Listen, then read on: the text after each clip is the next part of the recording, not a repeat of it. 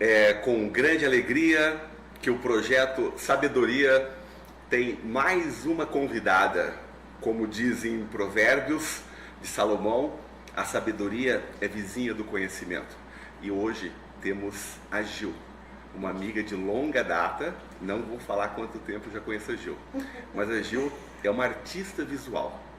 E ela veio colaborar com o projeto, bater um papo com a gente, falar de como anda o mundo das artes. E nós vamos falar de arte, nós vamos falar de vida, como diz, né, Aristóteles, né? A arte imita a vida.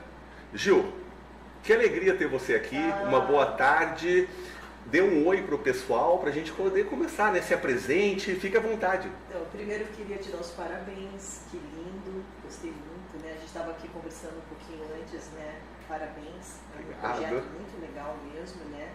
Então, todas as bênçãos para você. Amém. Que dê tudo certo, né? E já está dando, né? Já está. Já está acontecendo. E é alegria, né? Tantos anos, né? A gente está na batalha, né? No mundo, você no mundo né? Do direito. Do direito, né? E no mundo das artes. Mas nós nos conhecemos foi na comunicação, né? Então, isso que eu achei interessante, né? Fazia muito tempo que eu não me via e tá aqui realmente de novo. E parece que foi ontem, né, que a gente se vê, né? Foi ontem, isso mesmo. Tem uma sinergética, né? Boa, né? Boa. É isso aí. Então, o mundo da arte, ele é, acho que, um dos melhores caminhos para as pessoas, né? A arte, como você falou, a arte que imita a vida, ou a vida que imita a arte, né?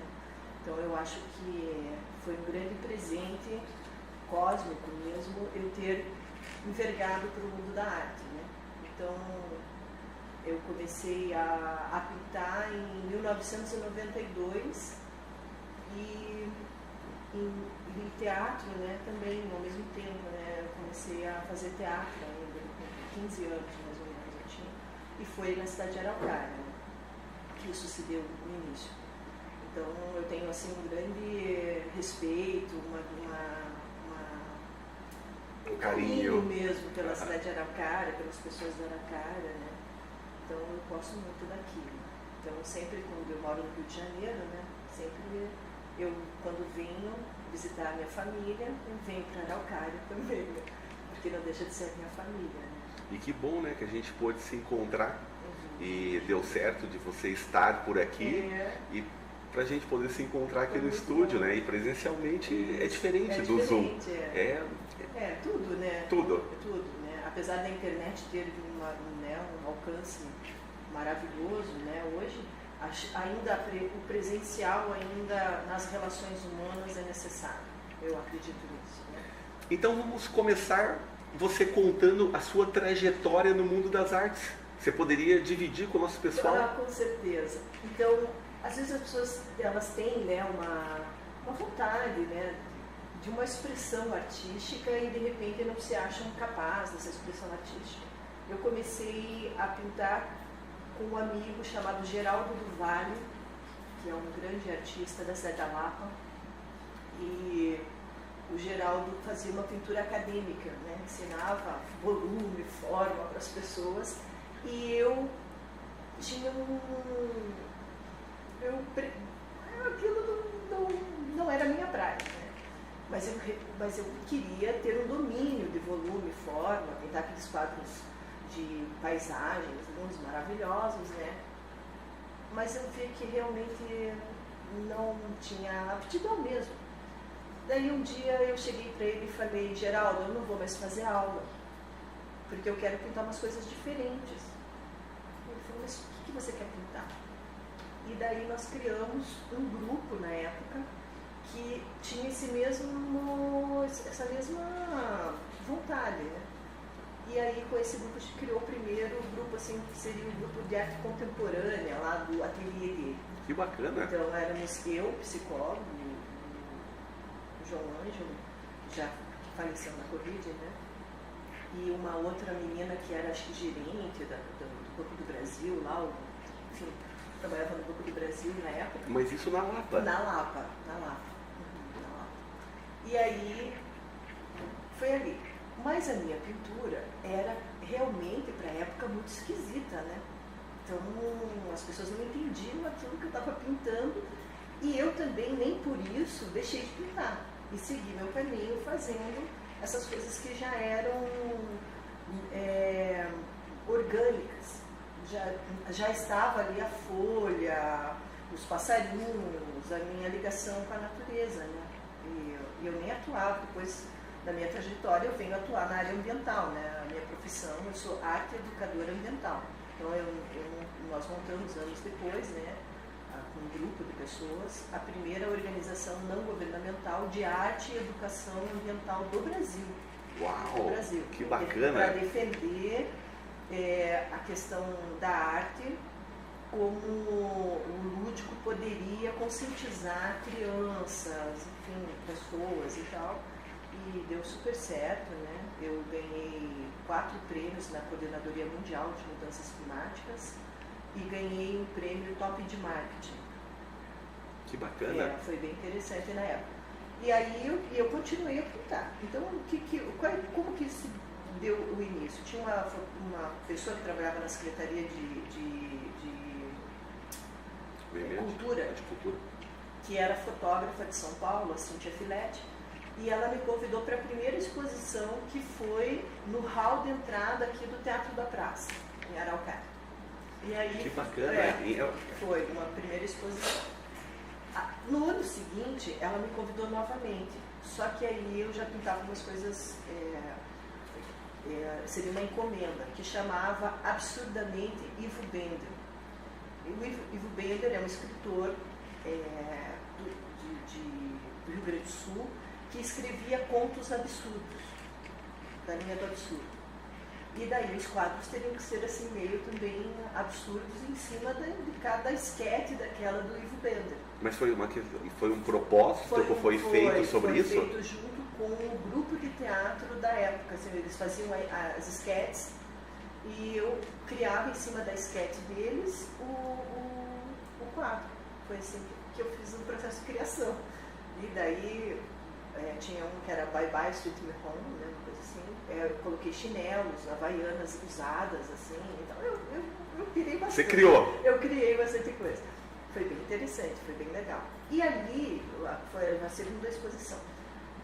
Na terceira exposição, eu já estava fazendo curso de gravura na Federal com a Dulce Osinski, que é uma gravadora com nome e tal, professora Dulce Osinski da Universidade Federal, que foi coordenadora também do curso de artes, né, na Federal, da Pró-Reitoria de Extensão e Cultura.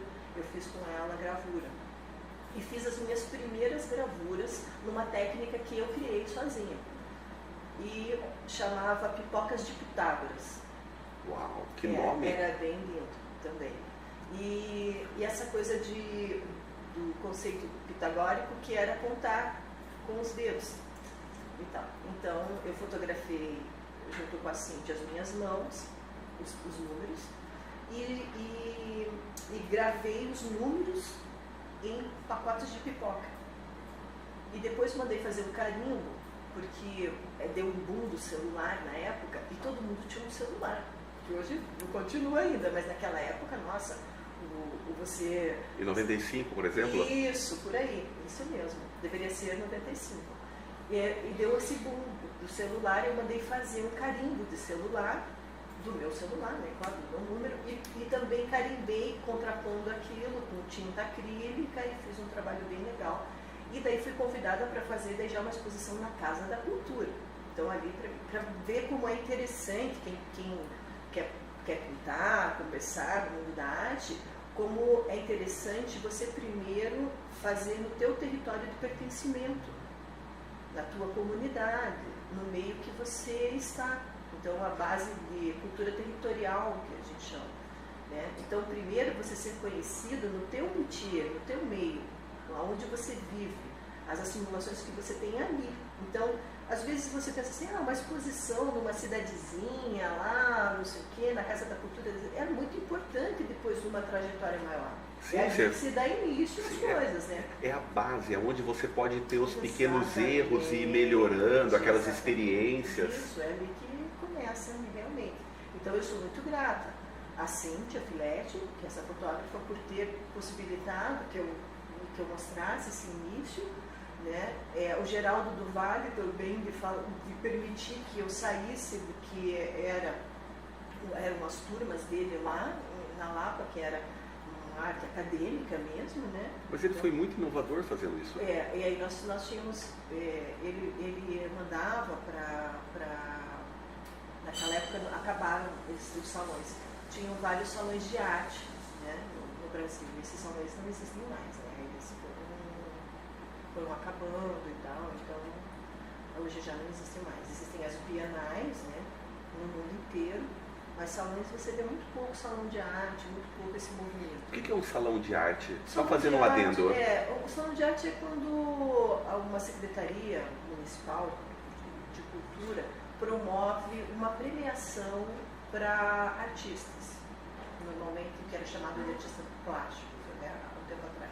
Que hoje todo artista, o conceito para você chamar é visual, né, independente da tramitagem dele, né, ou da plataforma que ele trabalha. Então ele é um artista visual. Então tinha-se muito isso. Então tinha os festivais de teatro também. Eles acabaram, esses festivais. Nós viajávamos aqui, o pessoal da Araucária, muito nos festivais de teatro, com vários prêmios, né? O Araucária papava prêmio mesmo. Que bacana. Tinham uma época assim, de pessoas muito boas na área de produção e direção teatral. Então os atores, havia um preparo de ator, então os atores eram muito bons. Vou pegar no meu caso, né? Eu conheço todas as metodologias teatrais possíveis que você possa imaginar que existam. Eu já li sobre, eu sou inteirada sobre isso, que me ajuda no teatro de bonecos, né? Eu faço teatro de bonecos, então eu tenho 5 espetáculos de teatro de bonecos, e todos são na área ambiental, né? E eu também tenho esse viés, além das artes plásticas, né? Falo a pintura, né? Dentro das artes visuais eu tramito em vários segmentos, né? Então, eu vi sobre o teatro de boneco no teu Instagram. Eu vi até uma das perguntas que tá para a gente poder bater um papo. Como você já começou a falar, as pessoas ficam em dúvida o que é um teatro de boneco. Se você perguntar, Ricardo, o que é teatro de boneco para você? Eu vou imaginar que aqueles bonecos que você fica atrás e você fica conversando com eles. Isso para mim é... Agora eu não sei se é isso. Então, o teatro de bonecos, ele tem a arte bonequeira, que daí a pessoa que faz o boneco e que talvez nem manipule o boneco. Também existe esse profissional, que é o profissional que faz o boneco. E ele pode fazer em várias plataformas também diferentes. Ele pode fazer o boneco de luvas, ele pode fazer o boneco que é de fios, né? Então, tem vários tipos de bonecos. Inclusive, Curitiba faz o Festival Internacional de Bonecos, que é onde vem vários artistas do mundo inteiro. Se tiver a oportunidade de ver o pessoal que está assistindo. E que época que é? Você sabe falar? Você lembra de algum? Eu não lembro que época que é. Ele é bem perto do Festival de Teatro de Curitiba. Então é no começo do ano. Porque o Festival de Teatro é média de março. Depois do esse Carnaval. Também o Teatro de Curitiba é o melhor do país, né? Eu acredito, né? Que tem uma... Curitiba tem uma energia para isso, né? E tem uma coisa que todo pessoal que é da área do teatro, que eles dizem que se a plateia curitibana gostar... O Brasil gosta, eu já ouvi isso também. O inteiro gosta. É muito bacana, né? O curitibano, ele gosta de ver coisas sentadas, assim, de estar sentado, ter essa comodidade. Então o teatro cabe muito para o nosso tipo de público aqui no Sul, né? E já o Rio de Janeiro é um pouco diferente, né? O teatro da rua, no Rio de Janeiro, conversa mais, né? As pessoas gostam de saber que vai ter na praça ou que vai ter uma intervenção, né? Uma performance. Teve, na cidade que eu moro, no Garatiba, teve um festival de dança de rua que eu perdi o festival, eu estava aqui em Curitiba quando aconteceu. Mas só as imagens que eu vi e o público que isso chamou lá foi bastante interessante. Mas eu quero voltar lá na trajetória que eu vou falando e a gente vai fugir. Aí, não, mas aí a gente volta, pode ficar à vontade. Mas aí o que aconteceu? Aí eu continuei pintando. Aí tá. E isso foi. Aí eu fui para morar no Recife, morei 2 anos e meio no Recife, e depois fui morar na Costa Verde, no Rio de Janeiro, né, que é um lugar muito verde e tal. E não estava assim atuando na área ambiental. E aí o fato de eu não estar atuando na área ambiental, eu comecei a pintar mais. A pintar muito mais. Porque eu pinto 20 quadros mais ou menos por ano e de repente eu comecei a pintar mesmo. Eu ia lá, ia para o centro do Rio de Janeiro, comprava as minhas telas, voltava. 10 telas não eram nada, assim, tipo, eu pintava muito. Uau, que maravilha. Pintava muito. E comecei a colocar, que era uma coisa que eu também não fazia, comecei a colocar no Facebook essas telas. E só com essa pequena trajetória que eu te falei, aqui de Araucária. Tinha feito uma exposição no museu que chamava Papel Paraná, que foi até o patrocínio do grupo pessoal da celulose aqui, um grupo italiano, Ecoverde, enfim, uma coisa assim, não me lembro agora direito para falar quem foi exatamente. E aí, como o curador perguntou em que plataforma que você está fazendo esse trabalho e tal, o que você tem pintado, como eu precisava pintar em algo barato, eu pintava no Papel Paraná, que custava na época R$ 2,50. Caraca! Isso. E eu também, o fato das tintas de tela serem muito caras, eu comecei a fazer tinta, pigmentos naturais. Então eu fiz uma série no Papel Paraná com pigmentos naturais. Nem eu Totalmente inovador. Totalmente. E aí fiz uma exposição que fui convidada pela Dilma Kowalski, que era a diretora do museu na época, e pelo Marcos Drebner, para fazer essa exposição no museu da cidade de Araucária. Então,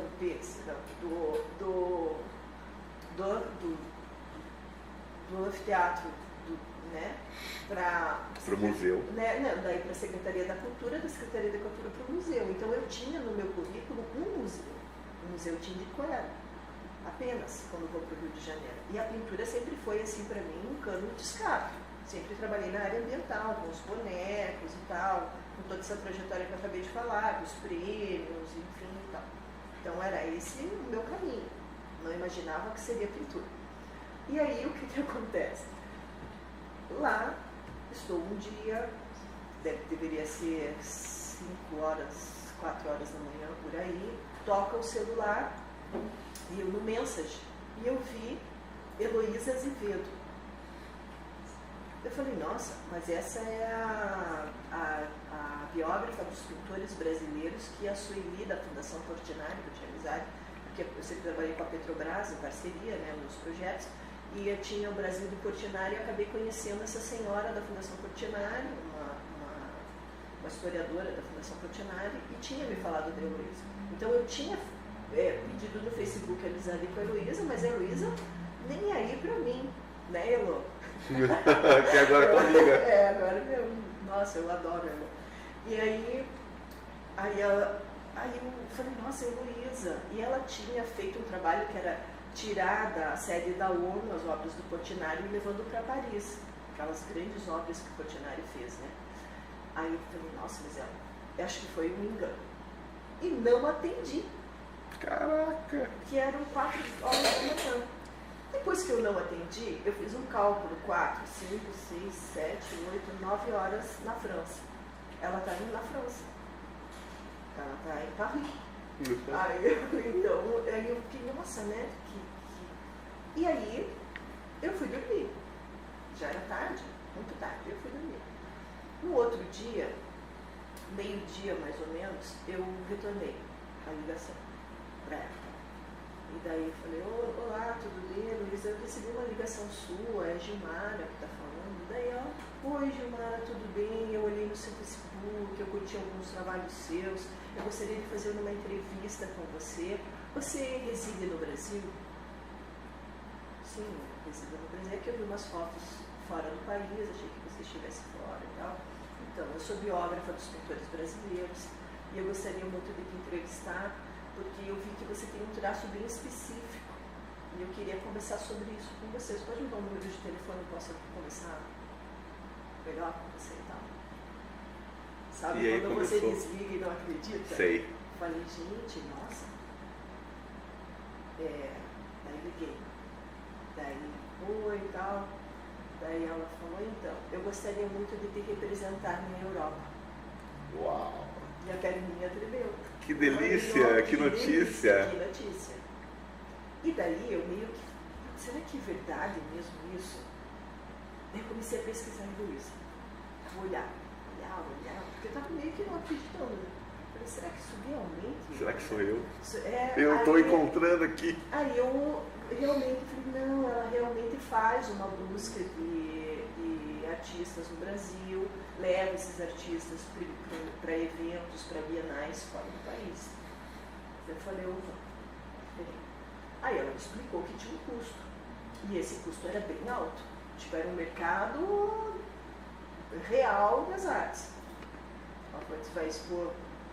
Daí quando ela falou, quase tremi, né? Você vai expor no Museu do Louvre. Eu falei, no Louvre? Ela falou, tem um evento da Semana de Arte Moderna de Paris, que chama Carrossel do Louvre. Gostaria de ter levado o Carrossel do Louvre. E depois eu tenho uma trajetória que é Tivoli, Padova, Roma, Miami e Nova York. Aí eu falei, é agora, né? E aí, como que eu ia levantar aquele custo? Tipo, inscrição no Museu do Louvre, R$15.000. Caraca, que caro! Caríssimo. Aí eu, nossa, como eu vou fazer? Aí eu liguei novamente para ela e falei, Heloísa, eu tenho um problema, é caro para mim, eu não vou conseguir fazer essa trajetória. Ela falou, Gil, é a diplomacia internacional, você tem que procurar a cidade onde você nasceu, apoio da tua Secretaria de Cultura da tua cidade. Eu tenho um currículo bastante interessante, eles vão entender que você vai representar o Brasil e que você vai representar essa cidade. E eu sempre fiz vários projetos com a associação comercial aqui de Araucária, industrial e comercial, até porque os projetos mesmo com a Petrobras e com as outras empresas que apoiavam os programas de educação ambiental, as reuniões, as primeiras reuniões foram encampadas pela associação comercial, mas não iria em nenhum lugar o nome de Araucária, teria que ser o nome da minha cidade onde eu nasci, que é São José dos Pinhais. E eu já não tinha mais aquela afinidade, embora os meus pais morassem lá em São José, eu não tinha mais afinidade com a cidade matre, minha cidade mãe. Aí ela falou, não, independente disso, porque o nome que vai no Guia Internacional de Arte, o nome que vai te levar, que está na tua vida, de nascimento, é da cidade do teu nascimento, São José dos Pinhais. Vai estar escrito Gilmara Ribeiro dos Santos, nascida em São José dos Pinhais. Então bacana. Você vai procurar a cidade onde você nasceu. Aí eu procurei, na época, o secretário de Cultura de São José dos Pinhais, ele disse que não havia recurso, que era muito difícil, e que realmente a verba para a cultura sempre é a menor que existe, né, infelizmente, mas é assim. Então não havia possibilidade. Aí o meu irmão, ele é um empreendedor lá na cidade, né, e amigo, né, do pessoal da Associação Comercial e Industrial da cidade, e eu conversei com ele, ele falou, não custa tentar, né, de repente vai que explica a história, conta o que ela é bem legítima, e quem sabe isso vai, e foi o que eu fiz. Aí eu fui, cheguei lá, eu gostaria de conversar com alguém, assim, sobre projetos e tal, não sei o quê. E foi o César e a Karen que me atenderam. Então, beijo pro César, beijo pra Karen. Eles me atenderam e foi bem legal quando eu expliquei e tal. Daí ele falou, então você precisa de apoio para você ir a esse evento. Eu falei, exatamente, pagar essa inscrição. E naquele momento ali, na hora que eu estava conversando com ele, eu pensei no produto mesmo. O que era o meu produto? O meu produto era fazer artístico mesmo. O produto estava no meu intelecto, nas minhas mãos, né? Então eu pensei, não, então eu vou fazer uma outra proposta para ele. vamos pedir que os empresários comprem a minha arte. Ele falou, maravilha, porque aí eles não vão simplesmente me patrocinar, eles vão ter um produto meu, vai ser bom para mim, tanto quanto para eles. E pro nome, o nome no produto representa você indo até o Louvre. Exatamente. Numa exposição. E daí o que eles lá eles fazem um almoço de negócios, né? O pessoal da associação. E nesse almoço ele pediu que eu levasse todos os quadros e que eu livremente contasse a história e que deixasse livre ali para que eles comprassem. E muitos compraram. Que bênção! Foi maravilhoso. Foi muito legal mesmo. Então, assim, eu tenho muito eles no coração, o pessoal da Associação Comercial e Industrial. Que bacana. E agrícola, acho que lá na Câmara Rural, né? De São José. Eu gosto assim deles, assim, acho que eles conseguiram visualizar o que... Enxergar a importância do projeto que você representa. E realmente foi o nome de São José dos Pinhais em tudo, né? Então isso foi interessante. Eu vi assim, no guia, daqui a pouco a gente vai falar. Aí então foi isso que foi feito. Bom, aí o que acontece? Que é a parte mais interessante dessa história. Me preparo toda. Naquele ano o meu pai faleceu. Até a gente estava conversando, eu e ele, dele ir comigo para a França. Que ele nunca saiu, né, fora do país e a gente, pai, vamos juntos, né? Eu falo um pouco de francês, então, e eu já tinha ido 4 vezes para a França, né? Falei, mas eu nunca pensei que ia para o Museu do Louvre, né? Sempre fui como uma visitante, como uma pessoa, enfim. Aí pensei, uma pessoa comum, né? Eu não deixo de ser ainda uma pessoa comum, né? Mas uma autoridade do mundo das artes hoje. Sim, né? Então, eu falei, então... E aí acabou que ele teve um problema, né? E faleceu. Enfim. Eu fui bastante triste nessa viagem. Foi uma viagem meio estranha para mim e tal. E chegando lá, mais estranhezas aconteceram. Quando eu desci no aeroporto, Charles de Gaulle, a minha bagagem não estava. Mas você não embarcou ela? Embarquei ela aqui em São José. Aqui em São José. E com tudo como deve ser feito, né? Não havia necessidade de agência doleira, porque eu era artista levando a obra com despacho do Instituto Histórico Nacional Brasileiro, como obra de arte brasileira. Uhum. Então, artista com as suas obras não há necessidade disso, né? Então aí, quando eu vejo que não tem a minha mala na esteira... Meu Deus, que desespero. Imagina. Daí veio uma senhora, né, até mim, e daí eu perguntei francês para ela e a minha bagagem não está, né? Daí ela falou, j'entrave, ficou para trás. E na hora, ela falava retrève, e eu não conseguia, sabe quando o teu francês já não era muito bom, e ainda ficou naquele, eu falei, gente, o que essa mulher está falando? Daí, bom, ela pediu o endereço de onde eu estava, e eu tinha combinado com a Heloísa, nós alugamos um apartamento bem na rua Émile Zola, que é do lado da Rivoli, onde fica o Museu do Louvre, para a gente ficar pertinho do museu. E dividimos esse apartamento, porque a Heloísa mora num quartier, lá em Paris, né? Num bairro, no quartier, um bairro. E aí, daí tá. Aí dei o endereço, Émile Zola e tal, e fui pro apartamento e fiquei aguardando. Nada, terceiro dia nada, e era 22 e 23 a exposição no Louvre, 22, 23 e 24. E aí nada, de chegar à obra. Aí Heloísa domina francês e já pegou o telefone e ligou para a Air France, e brigando com a Air France no telefone para ver se conseguia reverter aquilo e tal. Daí descobriram que as minhas bagagens estavam na Ásia. Uau, que absurdo! Que absurdo. E daí, bom, eu não chorei. E daí foi que ela ficou mais... Ela falou que qualquer outro artista teria tido uma síncope. Eu falei, Já fala, eu já passei dessa fase. Não, é que eu acho que eu estava tão... A coisa mais importante da minha vida, acho que era o meu pai, e daí eu tinha recém perdido uma coisa que era bastante importante para mim, e daí aquilo não foi tão assim, eu falei, não a gente resolve. Isso não é nada, não é nada. Perto das circunstâncias da vida não é nada. E eu não chorei. Então isso também trouxe assim para ela, que hoje nós somos bastante amigas, acho que uma graça, ela falou, nossa, que força, que interessante isso você. E daí só que eu falei, eu não vou lá. Ela falou, não, você tem que ir, os artistas todos estão lá, os teus colegas e tal, você tem que ir. Aí o Felipe Inocentes, que bacana, hein? Que era um artista maravilhoso da Moca, no Rio de Janeiro, o Hino, ele falou, vamos sim, Gil.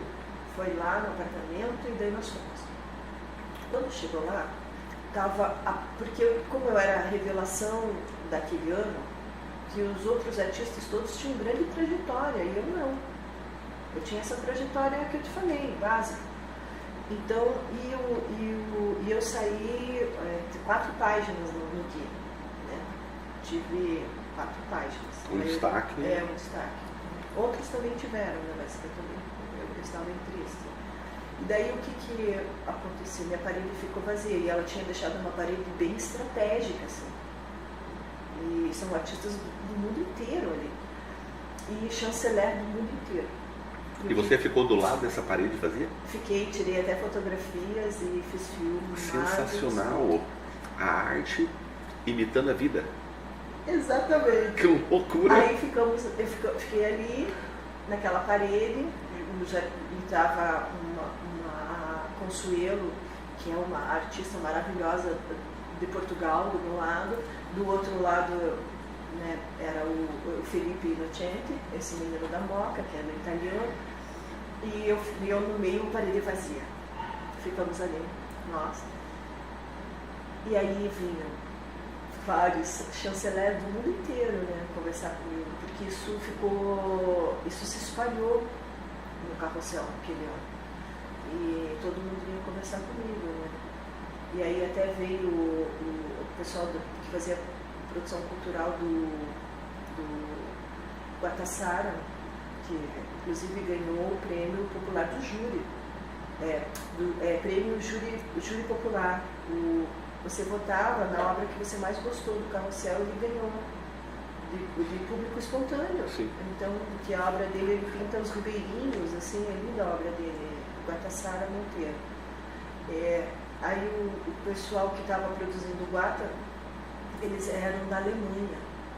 E aí ele veio e falou assim para mim, querida, fica triste não, você não sabe a projeção que isso vai te dar. Muito mais do que se as obras estivessem aqui. Porque seria mais uma lá expondo, mesmo com autoridade aqui, só que com isso, o princípio da solidariedade humana contagiou todo mundo e canalizou toda aquela energia para você. Isso, daí todos os artistas também ali, comigo e tal, a própria Heloísa, né? A energia é boa, hein? Porque ela também, foi aflorada naquele dia. E até porque houve danos a terceiros, né? Que no caso a Heloísa, como a Evandro claro. E tal. Bom, e aí, quando eu volto no Brasil, né? Faço uma reunião na associação comercial, né? Para contar. E para entregar o guia de onde estava o nome de São José dos Pinhais e do patrocinador, que foi constado, né, lá nos guias, né. Aí também mostrar isso para eles, né, que saíram as impressões onde a própria associação comercial comprou, né, para a sede deles, então eu tenho uma obra na sede deles, né, como tem uma obra também na sede do Lobinho, que é uma outra história que um dia eu te conto, essa é uma história longa. E aí, daí foi isso, né? Então, aí depois disso, eu tinha esses quadros, eles iriam para esse evento do Louvre e tramitariam para Tivoli, Pádua, Roma, Miami e Nova York. Então, eu fui impedida de fazer essa trajetória por causa de uma empresa aérea. Então, havia um processo daí com a empresa. E a Heloísa cuidou disso tudo para você? Para poder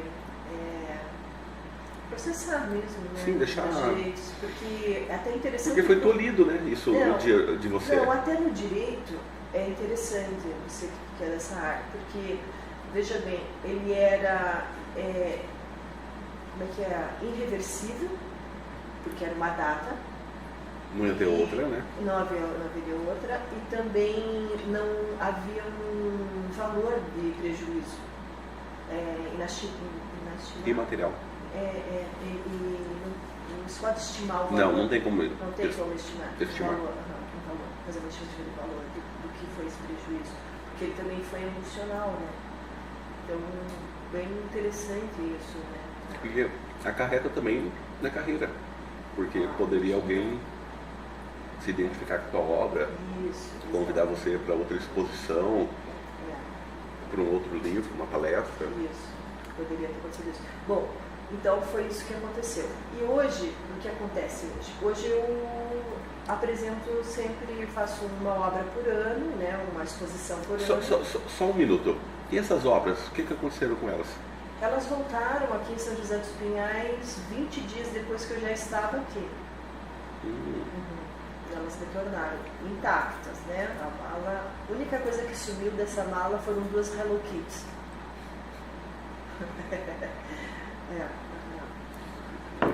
Que estavam na mala. E na minha volta também, né? Extraviaram a mala que eu estava voltando. É uma coisa tão comum isso. Comum, é bem comum. Um absurdo, né? Mas é que acho que não se fazia ideia de que ali dentro havia uma obra de arte, embora aqui, quando eu contei aqui em Curitiba, na Gol, ele pediu para nós colocarmos na parte de fora as filmagens, onde eu coloco com ele me ajuda, nós colocamos na parte de fora dizendo como é que é a autorização do Instituto Histórico Nacional Brasileiro de Obra de Arte, porque tinha que sair essa autorização, e a minha autorização não era assinada pela regional aqui, ela era assinada pela superintendência no Rio de Janeiro, porque como faltava pouco tempo, 15 dias, eu teria que eu fui pessoalmente, e a Marina, que era a superintendente na época, desceu lá do edifício, que é um edifício lindo que tem do Instituto Histórico lá no Rio, e ela fez na mão mesmo, a autorização para mim. Carimbo, tudo certinho, claro, os registros, o registro completo, né? Então, até porque eu entendi que como era Heloísa Azevedo, ela entendia que havia essa questão diplomática, né, também, né, de levar o nome do Brasil para fora, e de um a outro, né, essa área. E aí o que aconteceu? No azulejo que eu vendia por R$100, começou a valer R$1.200. Um quadro meu, em euro, né, daí vou transformar para 32 mil. Então, umas coisas assim que na minha cabeça Que maravilha! Que maravilha, né? E daí o que acontece hoje? Eu não vendo esses quadros. Por que eu não vendo? Porque eu sou convidada para museus grandes e eu não tenho acervo para... Então, em 2017, 2018, eu fui convidada para o Museu Oscar Niemeyer, aqui em Curitiba. Quando a Sandra Mara, que era diretora do museu, são vários diretores, né, mas essa era a diretora aqui, diretora de negócios, eu não sei como chama ela, boa produtora, não sei, do próprio museu, quando ela mandou o croquis para a Heloísa fez uma contraproposta de chamar um amigo de Aracaju, que era o Willy Vanuzuela, para ele fazer uma escultura que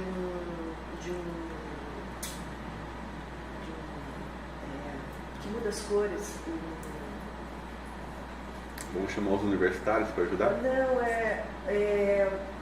aquele bichinho que vai mudando as cores, calango, que é parecido com calango. Não, camaleão. Um camaleão, e dentro desse camaleão girasse um disco com as minhas obras dentro, para poder fazer um volume dentro do museu, uma obra bem grande, em parceria. E daí ela explicou que não, que esse projeto do museu chama Revelação Paranaense. Então seria seriam só obras minhas mesmo, né? Uma artista artistas paranaenses que eles vão revelando quando tem uma trajetória. Então, aí foi assim. É um evento que o museu faz a respeito disso? Não, ele tem. Toda vez que o museu observa que existe um artista que está em evidência, ascensão, ele chama. Ou quando tem uma proposta que realmente ele chama e tem essa proposta para esse artista que está iniciando, para esse artista que tem uma proposta de arte inovadora, enfim, não sei quais são exatamente os critérios que eles usam, né? Mas é basicamente isso, né? Revelação paranaense. Quem me apresentou no museu na época foi o Rui Vesário, que é um cineasta famoso aqui de Curitiba, irmão do Beto Carminati, que também é outro cineasta, e ele tem a Funtimer, e aí foi a Funtimer, na verdade, que fez essa apresentação mesmo. Quando eu conheci o Rui Vesário, o Rui falou: nossa, Gi, é muito linda a tua história, e a tua obra de arte é realmente diferente, é sui generis, essas folhinhas, parece uns passarinhos, ele brincou, é a natureza e não é, né? A gente falou sobre isso agora há pouco, sobre essas questões da natureza, né? E a gente estava falando sobre a questão matemática e chegamos no Fibonacci. E daí eu acabei dizendo para você que a gente acaba vendo a utilização do Fibonacci no mercado financeiro. No day trade, para ler gráficos, eles usam Fibonacci para ler. E você estava me dizendo que você pinta e tem essa inspiração e você fala sobre isso nas suas obras, né? Sim. Como que é utilizar a natureza? É a harmonia, né? Então, o cálculo, o 369, ele traz a total harmonia das coisas, né? Então, a árvore mais harmônica que existe na Terra é a araucária. Ela é totalmente fractal. Tudo nela dá o cálculo perfeito. Desde a grimpa, o mingote, o pinhão, tudo. Contanto que o pinhão é um pêndulo. Ele é pendular. Então, ela é toda... Ela é a árvore mais... E ela é uma árvore que antecede os dinossauros, né? É a araucária e os baobás, né? Então, a araucária, ela é uma árvore assim...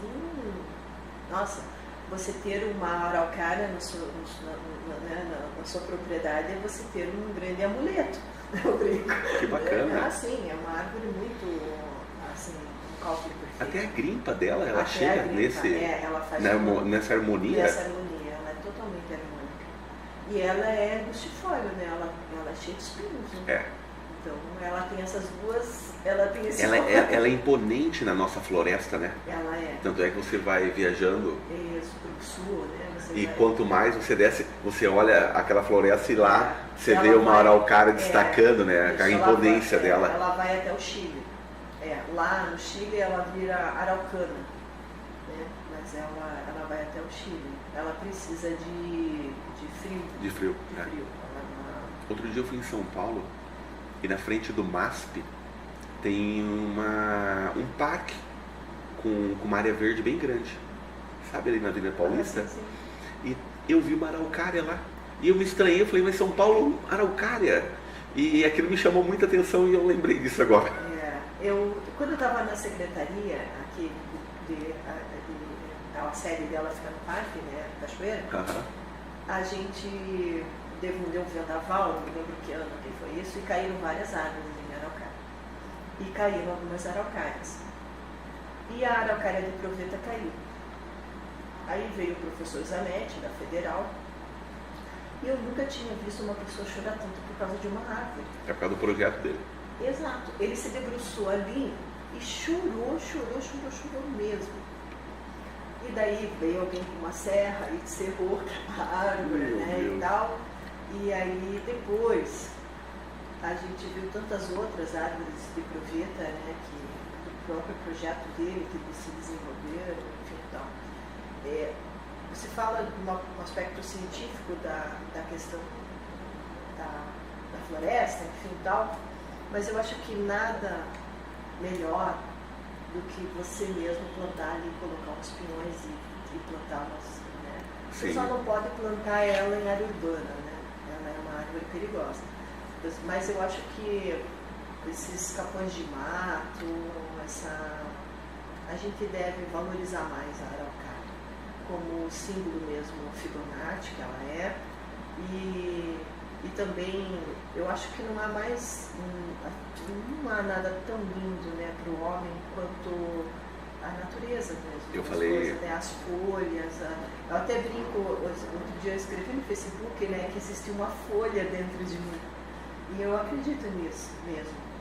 Eu acredito nas folhas, assim, até me emociona. Se eu começar a falar muito da natureza... A natureza é vida, né? Vida. Ela é viva. Ela é. Eu falei para uma pessoa aqui em Araucária outro dia, eu falei assim, Araucária merecia um monumento da Araucária. Claro. Você faz um elevador gigante e um tronco em volta, 60 metros, e lá você faz braços que nem as hastes da Araucária, e a pessoa pode caminhar por uma Araucária gigante. Nossa, que lindo, que ideia! Não, viajei, né? Ótimo! Mas a pessoa falou, é bacana, mas imagine, nós temos hoje no Brasil um polo turístico de muitos estrangeiros que vêm para cá. Curitiba está na rota. E as pessoas que vão em Curitiba viriam aqui ver a araucária gigante. Ela entraria, que nem quando nós vamos na Torre da Telepar, em Curitiba, e você vê. Se você faz uma araucária, que nem o Greco fez os faróis em Curitiba, imitando o farol de Alexandrina, um monumento de visitação, você vai trazer o turismo para o local. Já temos o nome da cidade, né? Eu até dei uma sugestão, falei assim, já faça ali na praça, na frente do seminário ali, né? E é um local de entrada da cidade, tem do lado da rodovia, embaixo você faz estacionamento subterrâneo para tudo, então você cria todo um ambiente para isso. Enfim, a ideia saiu, mas não sei se vão fazer, depende de muita vontade política. Mas foi plantada a ideia em alguém. Mas é interessante, eu acho legal, porque realmente, como eu te falei, a araucária é uma árvore sui generis, entendeu? Não existe igual, não existe igual. E eu acho que eu não comecei na área ambiental, né? Comecei na área cultural. E quando eu fui trabalhar na Secretaria do Meio Ambiente aqui, eu conheci pessoas que me mostraram isso, da importância que é o natural das coisas, enfim. Né? Então eu fui muito grata a essas pessoas que passaram essa minha trajetória, né? Que foram muitas, né? E foi muito bom. E hoje eu tenho assim a natureza como a minha fonte de inspiração na pintura, né? Então, na defesa mesmo aí do Guide, ela está em francês e inglês, né? A pessoa pode ver, ela deixa bem claro na defesa que eu pinto a fauna e a flora brasileira e de forma bastante harmônica, né? Então essa harmonia que quando eu vou pintar um quadro eu tento trazer, ela é Fibonacci, eu tento trazer um cálculo ali de sobreposição das folhas e tal. E também existe uma coisa que na hora de traçar, entende? Eu solto mesmo, eu me inspiro em algo, enfim, maior, um lugar, um espaço, um lugar principalmente, e daí eu vou soltando assim e pronto, né?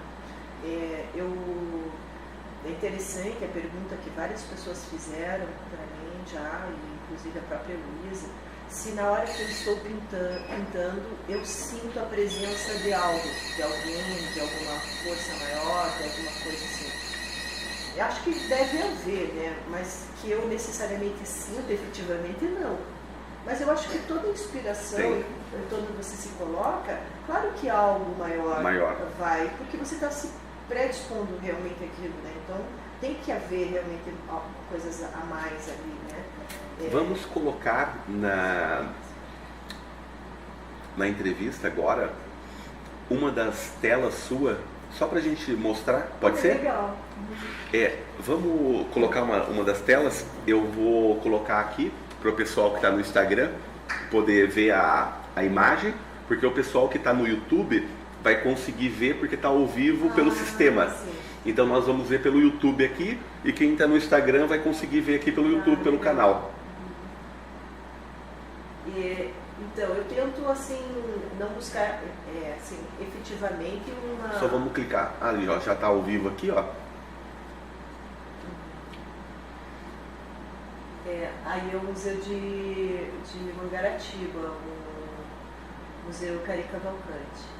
Aí é no Empório da Barreira, que é a Alfandegária do Café, eu pinto essas cerâmicas, né? Essas cerâmicas eu comecei a pintar, essa foi a última obra, agora.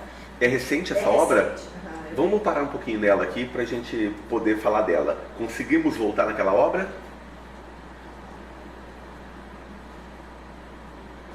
Não é a mesma, né? Não. Essa daqui, né? Essa. Essa daqui você falou que você solta a mão e você consegue fazer a arte e vai... E depois eu vou buscar as cores dela. Essa foi uma das obras que a Heloísa se interessou até de me chamar. Ela me explicou. A obra que mais chamou a atenção foi essa. Mas vamos falar sobre essa. Tem uma amiga minha que chama Antônia Philipsen Boaventura. É uma grande artista, trabalhou com o Joãozinho 30 lá no Rio de Janeiro. Fez aquele carnaval que foi emblemático com os lixos, os resíduos. Foi a Antônia que era a produtora na época desse trabalho junto com o Joãozinho 30. Ela um dia falou para mim que as minhas obras dão vontade de comer. Que parecia um doce. Achei engraçado, né? Porque a pessoa pode falar muitas coisas da tua obra. Então, mas uma coisa parecia um doce. Vontade de comer, né? Então, e ela fala que é por causa da escolha das cores, né? São vivas as cores, né? São. Eu já fiz muita coisa monocromática, né? Mas eu tenho essa coisa da cor. Né? E o que te inspira colocar uma cor tão viva? Eu acho que é a alegria de viver. Lembra que um pouco antes da gente começar eu te falei do quadro do Picasso? Falou. Então, esse quadro, eu acho que esse quadro representa bem, porque depois ele fez várias versões do mesmo quadro, mudando as cores. Vamos falar para o pessoal dele, que é o quadro da alegria, né? O Picasso pintou um quadro que chama Alegria de Viver, e são, por incrível que pareça, são as cabras, né? Aí essas cabras, tem uma cabra bailarina, tem uma cabra tocando uma flauta transversal, tem uma outra que está pintando. Então são coisas da alegria de viver, da vida, né? E eu acho que a exemplificação que eu posso usar aqui para vocês dessa alegria de viver foi na pandemia. Na pandemia as pessoas notaram do quanto a arte é necessária, você ir para um show, você se encontrar com pessoas, você comer uma comida diferente, você estar em ambientes, essa troca humana, quando ela não deixa de se estabelecer, há uma tristeza, as pessoas ficaram tristes. Muito tristes. Muito tristes, você não poder interagir. Então, e também mostrou a necessidade do mundo da arte, né? Porque a arte ela está em tudo exatamente. Mas sabe o que é exatamente em tudo? De manhã, quando você escolhe o teu figurino, a tua roupa, a tua indumentária, já diz respeito de como você é. Vou pegar aqui o teu técnico aqui do estúdio. Eu olho para ele e faço uma leitura dele. Só pela vestimenta dele. Ele se veste. Eu sei um pouco dele. Ele se mostra através disso. E de manhã, quando ele colocou essa roupa, ele também tinha, não consciente disso, essa subjetividade de mostrar-se um pouco dele, do que ele é. Né? Então, a arte, ela trabalha também essa parte, o autoestima da pessoa está ligado à arte. Ligado à arte, totalmente ligado à arte, ao acesso. Então, o que acontece com as pessoas? Você passa um tempo muito grande da tua vida, jovem, fazendo patrimônio. Você quer ter patrimônio. Aí, quando você está um pouco mais velho, você começa a observar, acho que eu tenho que aproveitar um pouco mais a vida. Então, você começa a entender que agora acho que agora eu já tenho um pezinho de meia aqui, eu vou começar a viver mais. Que, na verdade, é o que ele deveria ter feito há muito tempo atrás. Ele deveria já estar mesclar, né? Mesclar, oscilar nisso, né? Tipo assim, eu vou guardar um pouquinho e vou me divertir um pouquinho, né? Não sei, enfim, né? Mas aí você vai ter essa noção, fala português, você já está velho quando você vai ter essa noção de vida. E daí, Ricardo, que nós vivemos só 80 anos, e se vivermos? Se vivermos 80. Exatamente. O que a gente tem feito? O que a gente faz? Será que a gente tem a alegria de viver, realmente? Mas ela se dá pelo acesso. Ah, mas eu não tenho condições financeiras. Onde que está esse acesso? Se eu não tenho condições financeiras de acesso, né? Mas o acesso pode ser tantas outras coisas. Não necessariamente o dinheiro te dá isso, né? Como a leitura. A leitura, você num livro, você vai para o mundo que você quiser. Eu vou te contar uma coisa muito engraçada, que você vai gostar. Quando eu vim embora para cá, quando nós conhecemos naquela época, eu li uma frase que falava assim: a vida é igual a um livro. Se você não viaja, você só lê a capa. E aquilo me chamou tanta atenção que eu falei para mim: eu não vou ler a capa, eu vou embora daqui. E vim embora para cá. Sabe, eu entrei dentro do livro, eu fui conhecer outros lugares. E o livro é isso. Você não precisa sair de onde você está fisicamente para você ir para algum lugar. É só abrir e ler. Exato. Foi fantástico, só fazendo uma adendo. Não, que lindo. Você falar sobre isso, porque é realmente isso. Você pode pegar o rumo que você quiser na vida. Okay? Você é livre-arbítrio. Mas o livre-arbítrio pode te levar a um caos também, porque é livre. É livre. Então, essa liberdade tem que ser bem consciente da pessoa também. Dessa liberdade, ser consciente dessa liberdade. Porque essa liberdade total que a gente tem na vida, de poder de escolha, ela pode também ser um buraco sem fim. Entende? Entendeu? Eu convivi com muitos artistas, né? E os artistas, para chutar o balde... São fáceis. É um mundo eu tenho alguns amigos. Eles são muito... isso. E eu acho que da turma toda, acho que eu não sou, até eu sou assim a mais...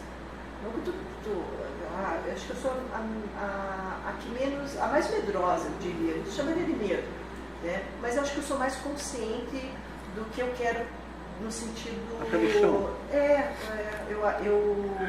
Eu adoro dormir bem. Então eu não posso ter aspirações muito grandes, porque eu gosto de dormir, entendeu? Então eu tenho que ter essa noite de sono legal, eu gosto de dormir. Então eu tenho, até eu brinco, né, com a minha cunhada, que ela vai à academia, e eu falo que eu tenho personal travesseiro, né? Eu adoro, eu gosto mesmo. O meu personal aqui, ó. Eu gosto de dormir. Então, eu li sobre isso, né? Que tem uma coisa ligada com a juventude, né? As pessoas que têm sono regular. Eu li outro dia também. Eu não gosto de perder noites de sono, não gosto. Eu sou meio assim, deu horário, eu vou pra cama. Que bacana. Eu tive um professor e ele falava sobre noites de sono e produtividade. E daí ele falou numa oportunidade que ele acordava às 4 da manhã, porque ele dormindo 4 horas ou 4 horas e meia, estava muito bom. Das 4 às 7 eram 3 horas, ou das 4 às 6 eram 2 horas. E que se ele dormisse, ele perderia mais X anos de vida vivo. Porque a vida é para viver, não para dormir, ele falava. E ele dormia muito pouco para viver bastante. Não sei se já morreu ou não, faz muitos anos isso. Estava no colégio. E ele falava isso. E agora você falando isso, eu lembrei dele. Nem sei por que eu lembrei dele. Mas a minha mãe mesmo fala, que para ela dormindo 6 horas está ótimo. Para mim 6 horas está ótimo já de sono, 6 horas. E daí eu falo que ela tem 68 anos. Mãe, a senhora tinha que tirar uma siesta à tarde. Ela fica envergonhada, porque ela é de uma geração que dormir à tarde imagine, dormir tarde, né? Mas tem várias pessoas que Pensam assim, né? que conseguiram identificar que o dormir à tarde te dá um gás para você continuar a segunda fase do Sim, dia. Claro, eu falei para ela, não precisa dormir a tarde toda, mas que ela dorme um soninho de meia hora, de uma hora, Isso mesmo. Pronto. Entendeu? Ela não, né, ela é pensionista, né? Não vai mudar nada a tua vida. Não vai mudar, entendeu? Ela não tem grandes afazeres, não tem grandes, né? Ela mora no meio rural, então falei pra ela, por que essa coisa de não dormir? Durma. Às vezes é o meio. Daí dos agora, amigos, as pessoas mais próximas. Daí agora eu pego ela assim e eu vejo que ela tá. E aí ela vai. Que bom. Ela tá tomando um soninho. Quer dizer, espero que ela continue, né? Porque não sei, talvez quando eu, agora dia 30 já retorno para o Rio de Janeiro, talvez você não vai continuar a dar essa soninho, né? Daí você manda uma mensagem para ela. Mãe, não esqueça não, hein? Daqui a pouquinho eu tenho a hora da sua cesta. Porque ela se acha assim, não sei o que é isso, assim, eu acho que é social mesmo, né? Pessoa que dorme à tarde, vagabundo, não sei, entendeu? Vagabundagem. Tá mudando. Eu não sei se eu não consigo, mas eu quero fazer isso, sabe? Não, tem que tomar um soninho. Né? Não sei se você, porque eu trabalho, né? Não sei como que você faz. Não consegui encaixar ainda, mas a vontade de dormir depois do almoço eu tenho. Você sabe, não sei, você teve na Espanha, né? Os espanhóis dormem, né? Eles têm um horário que dormem. Aqui no Brasil, o pessoal do Nordeste também tem várias regiões do Nordeste que eles fecham o comércio na hora do almoço e o pessoal tira a cesta. Que delícia, né? Tem um amigo meu que morou na Bahia e ele falou isso. No Nordeste foram as redes para quem bebe, né? Achei assim fantástico. Você pode beber e daí se você está muito embriagado, você tem redes para você dormir e depois pegar a estrada. E até o próprio dono daquele quiosque, daquele lugar, te sugere vá dormir. Tipo, tome um sono para depois você vá para casa sem salvo. Sem salvo. Acho interessante, né? Nesse período que você morou no Nordeste, você viveu da arte lá também ou não? Como que foi essa experiência? Eu fiz SNS, que é Segurança Meio Ambiente e Saúde, né, para algumas empresas de engenharia na época, e pintei bastante também. Contanto que o valor do excesso de bagagem que eu trouxe, porque daí eu fui primeiro para o Rio de Janeiro e depois fui para Curitiba, ele deu quase o valor da passagem ida e volta. Quanta bagagem? De quanta? Acho que na época R$740. Tudo em várias pinturas, vários objetos? E isso que eu tirei as pinturas da moldura. Enrolei. E algumas pinturas eu chamei que é bem conhecido lá em Recife, uma galeria de arte que chamava Arte Brasil. E vendi para esse galerista todas as grandes, né? Os quadros grandes. Ele comprou fechado, assim. Eu convidei ele para ir no apartamento, até tenho essa foto desse apartamento no Facebook. E aí tirei uma foto no dia que ele foi lá, antes dele levar as artes, né? E daí 2 ou 3, assim, que eu tirei dessas grandes, o restante de todas ele quis ficar. Você tem bastante obra pelo Brasil? Tem. E fora também. Eu levei uns quadros para vender na Ilha Grande, no Rio de Janeiro. No verão, acho que o verão de 2000, não, de 2020. Não, verão de 2019, acho. Antes da pandemia? Antes da pandemia. Isso em 2019. 2019, naquele verão. Então, quem comprou os quadros foi a chanceler da França no Chile e estava passando. O Otávio, ele é de Brasília, ele é o comendador de Brasília, o Otávio, tudo bem, estava passando, depois me mandou uma foto, ele me colocou assim, era o Bucão, a Adriana Varejão e eu no meio. Que bacana. No apartamento dele, ele comprava obras de arte, né?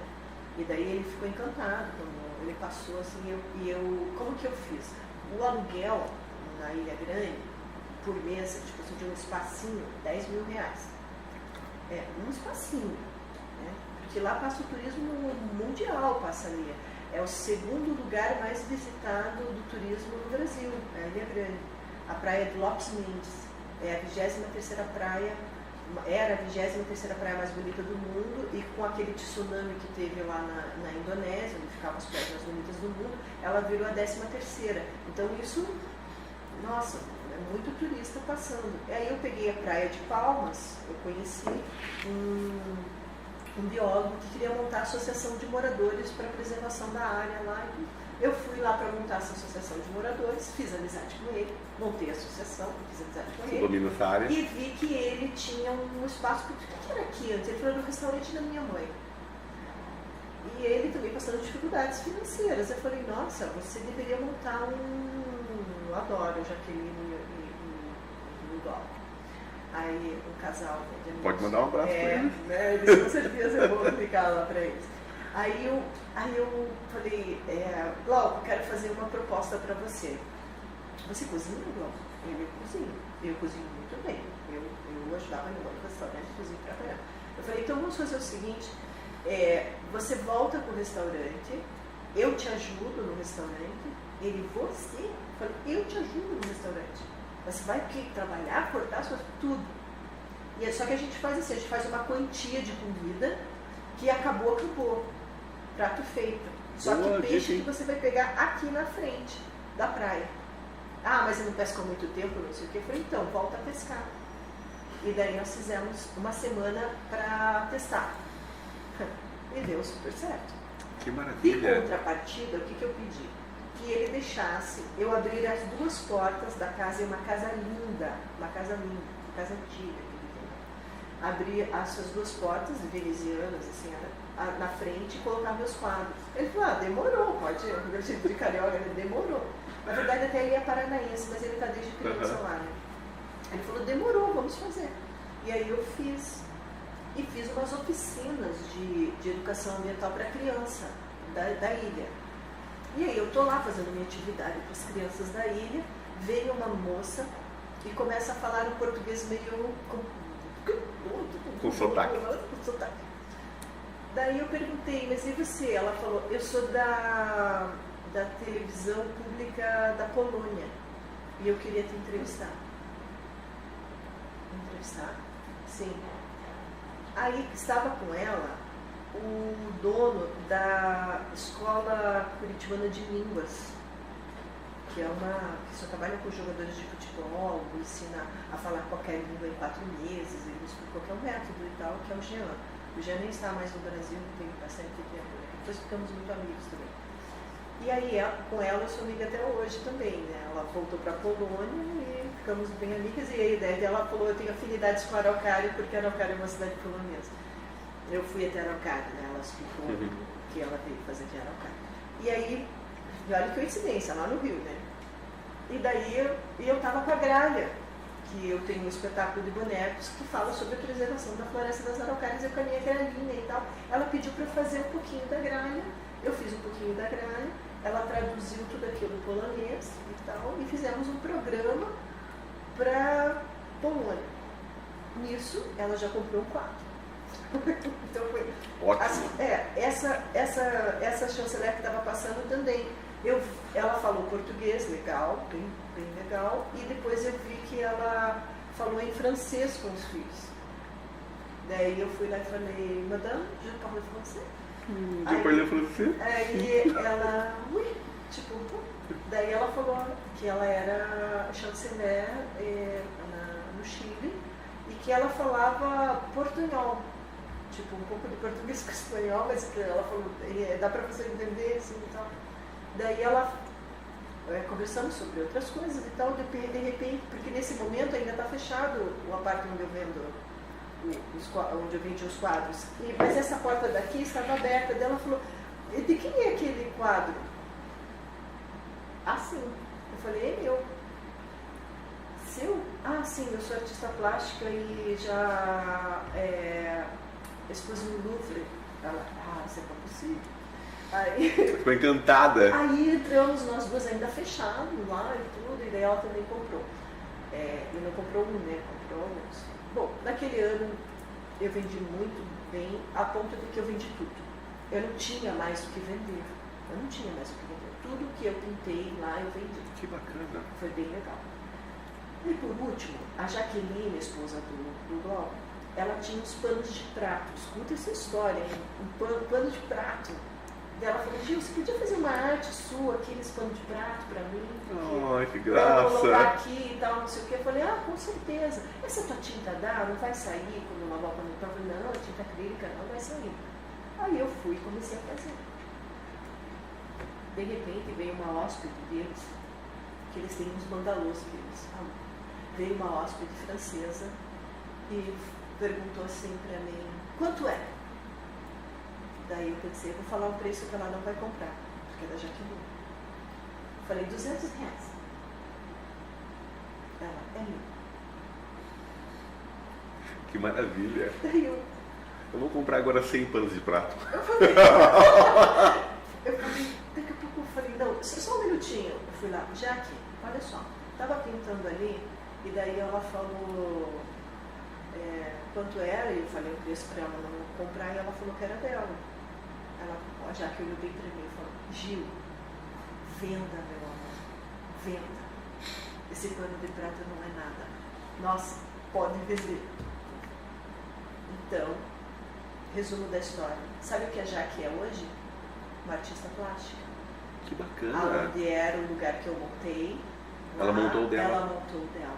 E ela pinta muito bem. Pinta Que muito coisa bem. maravilhosa. Foi uma sementinha. Uma Naquele semente ano, que você plantou. naquele ano. Porque eu expliquei para ela que qualquer pessoa pode pintar. Você não precisa pintar o que a sociedade quer, o que o movimento social quer. Pinte o que você sente, o que você se desdobre em você mesmo. E daí ela tem o traço dela, ela é super genuína. Sim, planta que ela vê. Ela pinta, e ela pinta muito. É muito lindo o trabalho da Jaque. E daí, por último, agora que eu estive lá, você vai ficar encantado com o que eu te falo. Sabe essas mesas redondas de plástico? Sei, claro. Que são desmontáveis Uhum. e tal. Tem uma mesa que é ruim, aquela mesa. Sim, aquela você tira os lá, pés dela. Os pés ficam Uhum, mole e tal, não sei o quê. Quando eu olho, eu sei aquelas mandalas de longe. Quando eu desci da barca, eu vi aquelas mandalas lindas na frente da casa deles. Falei, gente, que coisa mais linda. Eu fui me aproximando assim. Falei, que linda, que danada. Aí, a primeira coisa que eu falei, que coisa mais linda. Gil, aquelas mesas velhas, bambas. Falei, que graça. Então, quer dizer... Que ideia fantástica. De tudo, dessa história, a história que mais... Não foi o dinheiro que eu levei lá, mas foi que a Jaque é a artista da... Você foi lá ensinar... Ela é artista da Praia de Palmas, na Ilha Grande. Que maravilha. Ela se transformou numa artista, então... É o que a gente estava falando antes, né, no começo, que quando a gente planta a semente e ela dá o fruto, isso é o gostoso da vida, né? Quando você consegue partilhar isso. E você partilhou o teu conhecimento ali com ela, a tua inspiração, ela se espelhou em você naquele momento. E é que ele disse que quando a gente se encontra e tal, claro. É um lugar que eu vou lá, você é bem recebida. Eu não gasto um centavo para ficar num lugar que é caríssimo para você se hospedar, né? Então, são essas coisinhas gostosas que você vai plantando e que fazem toda a diferença, né? Então, a vida é mais que... A vida é mais, com certeza. Falando na vida é mais, tem aquela frase de Oscar Wilde, né? Que ele fala que a vida imita a arte mais do que a arte imita a vida. É muito forte, né? Com certeza, né? O Oscar Wilde era um cara muito forte, né? Para a época dele e tudo. A gente...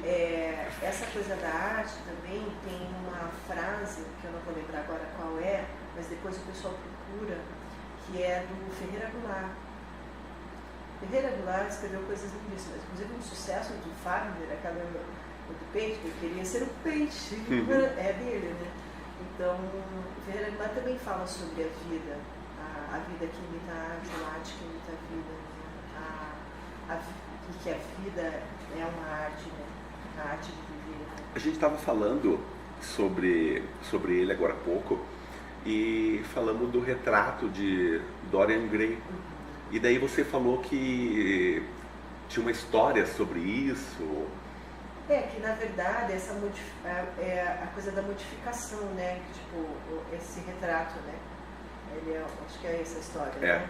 De que ele vai transformando, né, o retrato. Na verdade, a obra literária que eu acho a mais provocante dele é O Gigante. Fala sobre, quero lembrar o nome agora, O Gigante. Fala de um gigante e as crianças vêm no jardim dele e ele não permite que as crianças se aproximem do jardim, porque o jardim é dele. E a partir do momento que as crianças saem desse jardim, esse jardim acho que começa a ficar triste. É que isso eu li há muitos anos atrás. Esse jardim fica triste, enfim, tal. Então tem uma ligação com acho que muito mais até profunda da questão que você está falando do retrato mudando. Que é isso mesmo que é da gente, né? É uma mudança. É uma mudança. Você vai somando aquilo que você vai conhecendo. Vou pegar aqui o teu projeto mesmo, o Sabedoria. A cada pessoa que senta aqui, você se enobrece. Muito. Né? Veja o exemplo do Jô Soares. O arcabouço cultural que o Jô Soares tinha. Muito grande. Muito grande.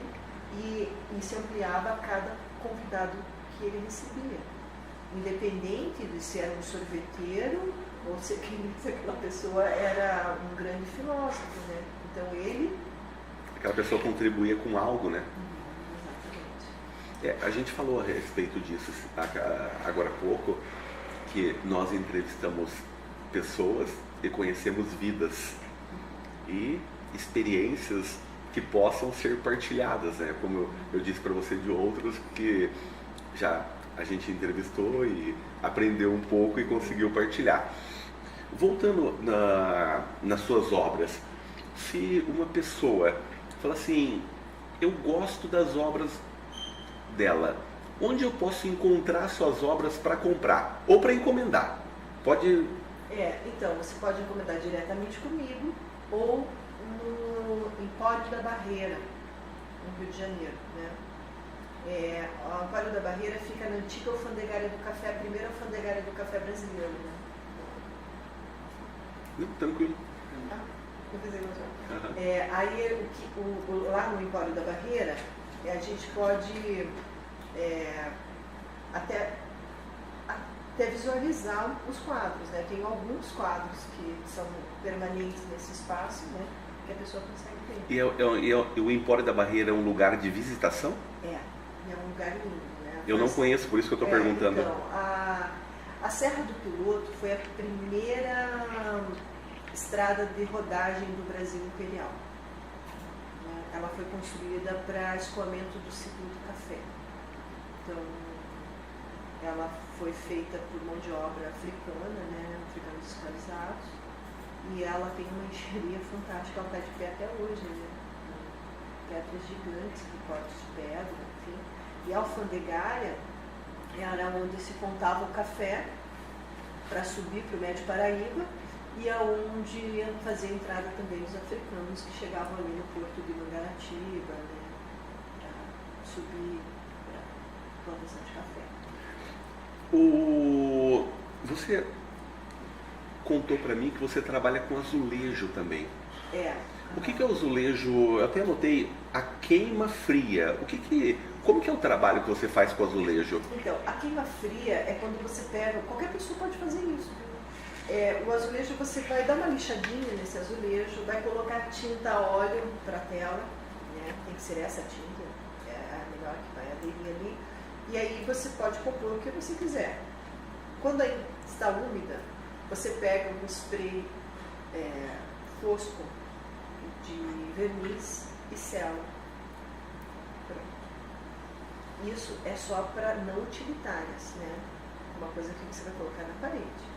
Para utilitários tem que queimar, numa queima acima de 1000 graus. E daí a queima você pode usar na cozinha, em outros lugares, é isso? Hoje tem vários tipos de... A indústria, ela cresceu muito, né? Para atender o mercado.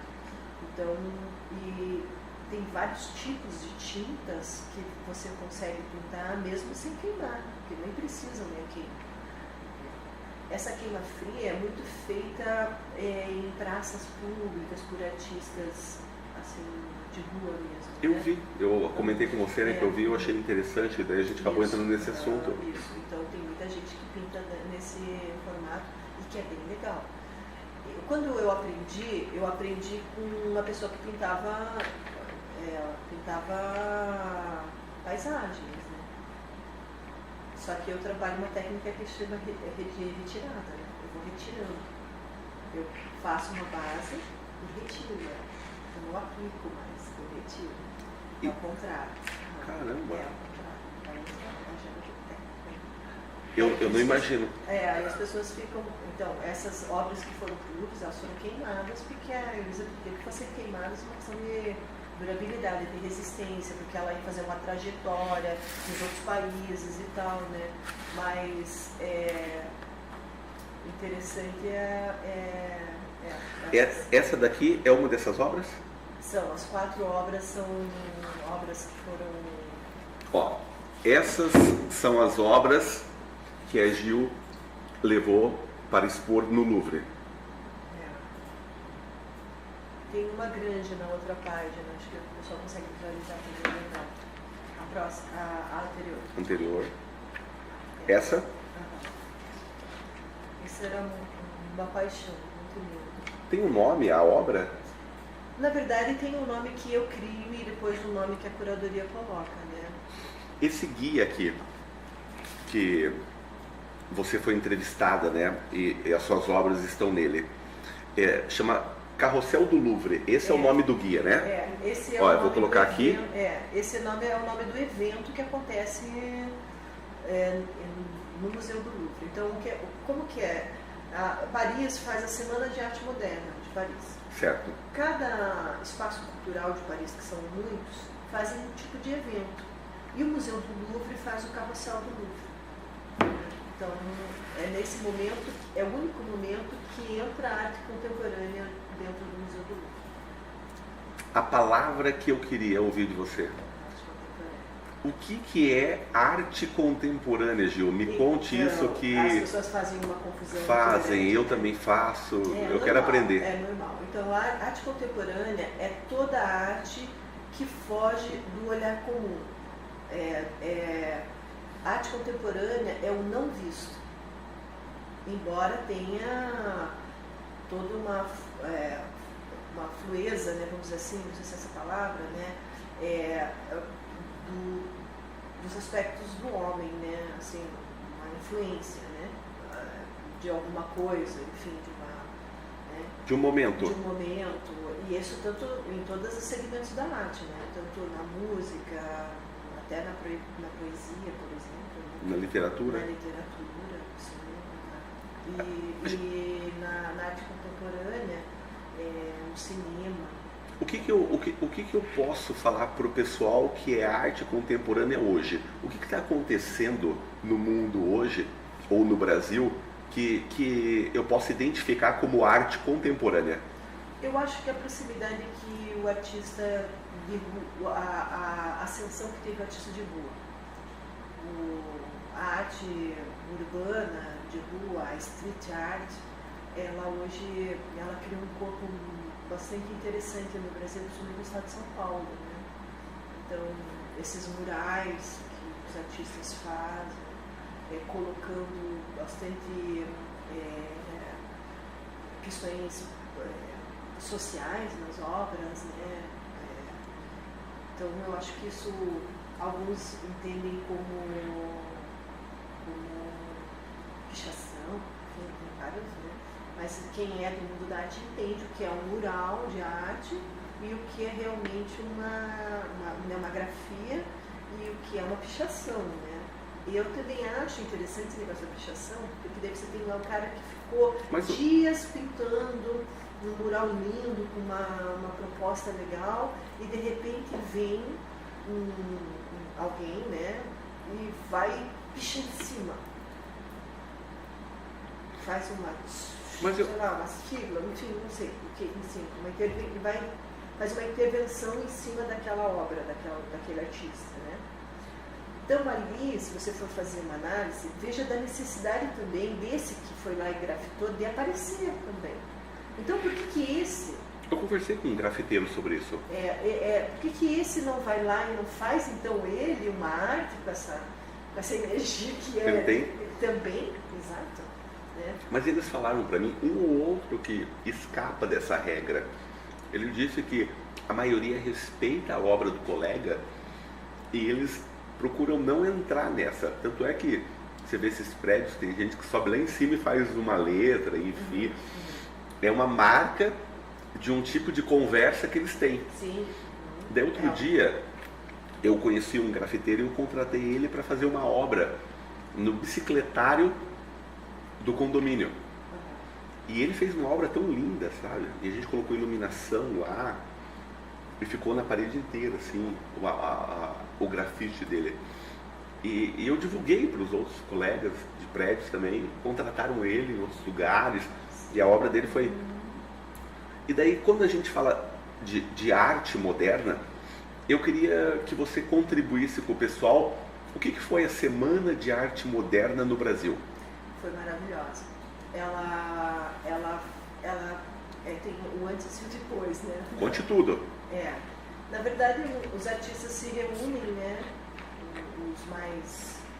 Contanto que a Anita Malfatti, ela faz A Boba, que é uma obra que é uma mulher assistindo TV. Então, uma leitura assim bastante... Eles usaram bastante crítica social na época, né? Então, foi importante nesse sentido, né? Tanto na literatura quanto, né, o pintor, assim, o de Cavalcante foi também... Esses que tiveram... As obras do Di, se você tiver a oportunidade, né? Quem não conhece, de dar uma olhadinha, nossa, são lindas, né? O de Cavalcante foi lindo também. A Tarsila ficou conhecida muito por causa, eu acho que também por ela ser de uma família rica, né? Ela não tinha condições financeiras, né? Ela foi casada com o Luiz Martins, que era uma pessoa ligada à República da época, né? Então, ele era um comunicador na República, né? Ele escreveu No Turno da Lapa. Esse livro depois, a ditadura militar proibiu esse livro, né? Depois ele escreveu um outro livro que conta a história do livro, né? Eu li, tive o prazer de ler, onde ele conta também toda essa questão da arte no Brasil, né? Dessa mudança artística no Brasil. Mas isso era uma modinha também na época, né? Isso estava acontecendo em outros países e eles organizaram no Brasil também essa mudança, essa proposta de mudança das artes, né? Porque até então era aquela arte, uniforme, como estava te falando, uma arte mais acadêmica, ela era essa arte valorizada, né?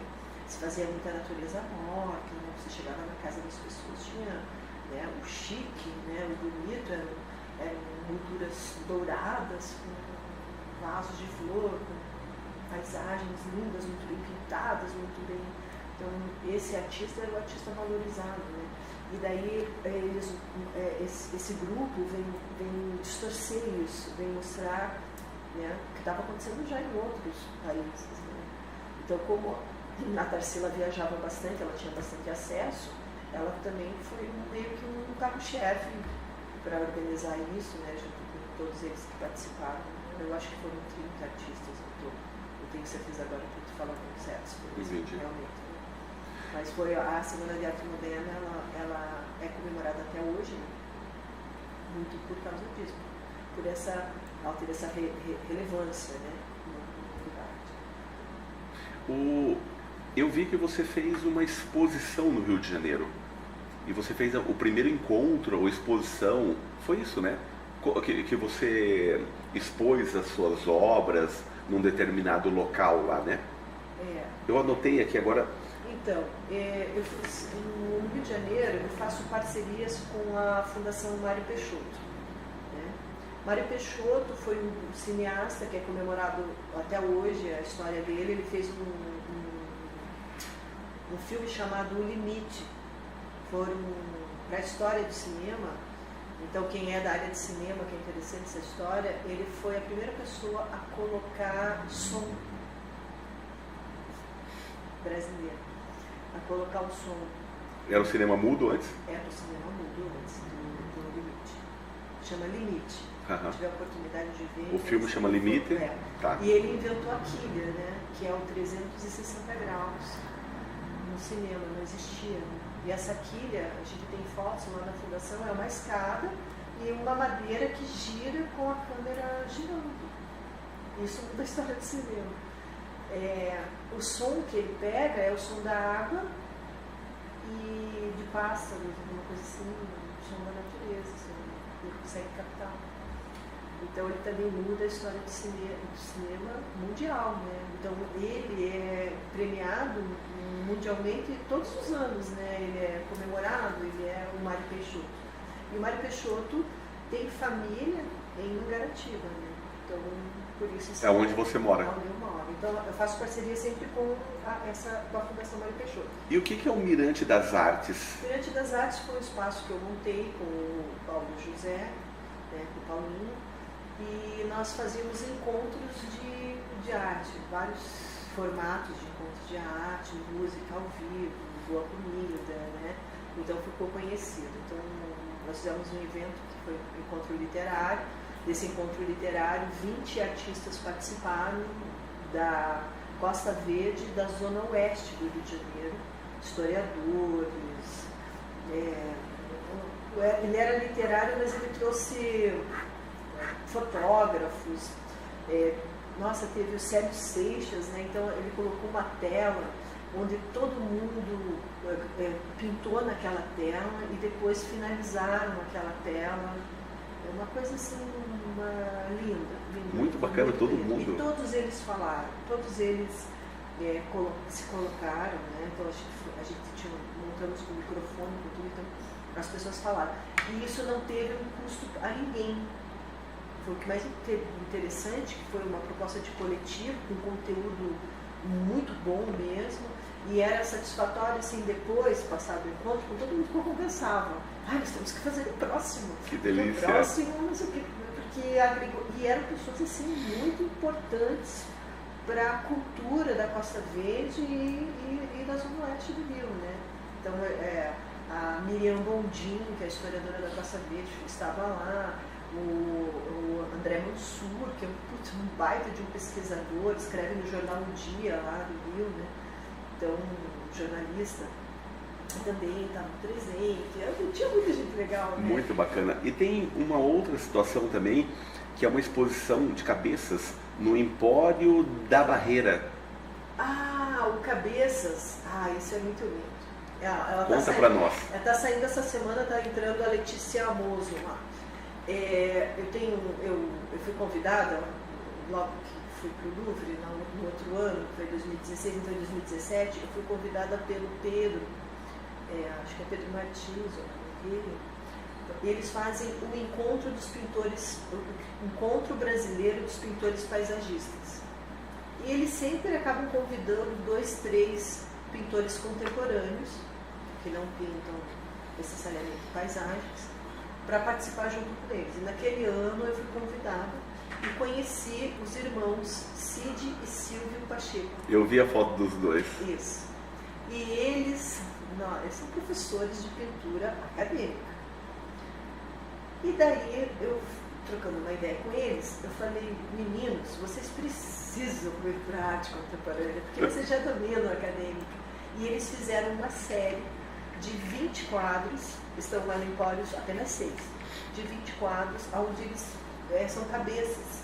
Então metade é uma história e a outra metade é uma outra história, mas elas se conversam. Putz, eles são quadros lindos. Que coisa muito legal, bacana. Muito legal. E isso também criou entre nós uma afetividade também interessante, né? Nós somos muito amigos, né? O Silvio é casado com a Adriana, que também mudou, você pensou que é uma pessoa que também é das artes, mas dessa coisa mais computador e tal, né? Designer ela, né? Então, também está no mundo da arte, né? E o mundo da arte é isso, né? Um vai puxando o outro e vai, né?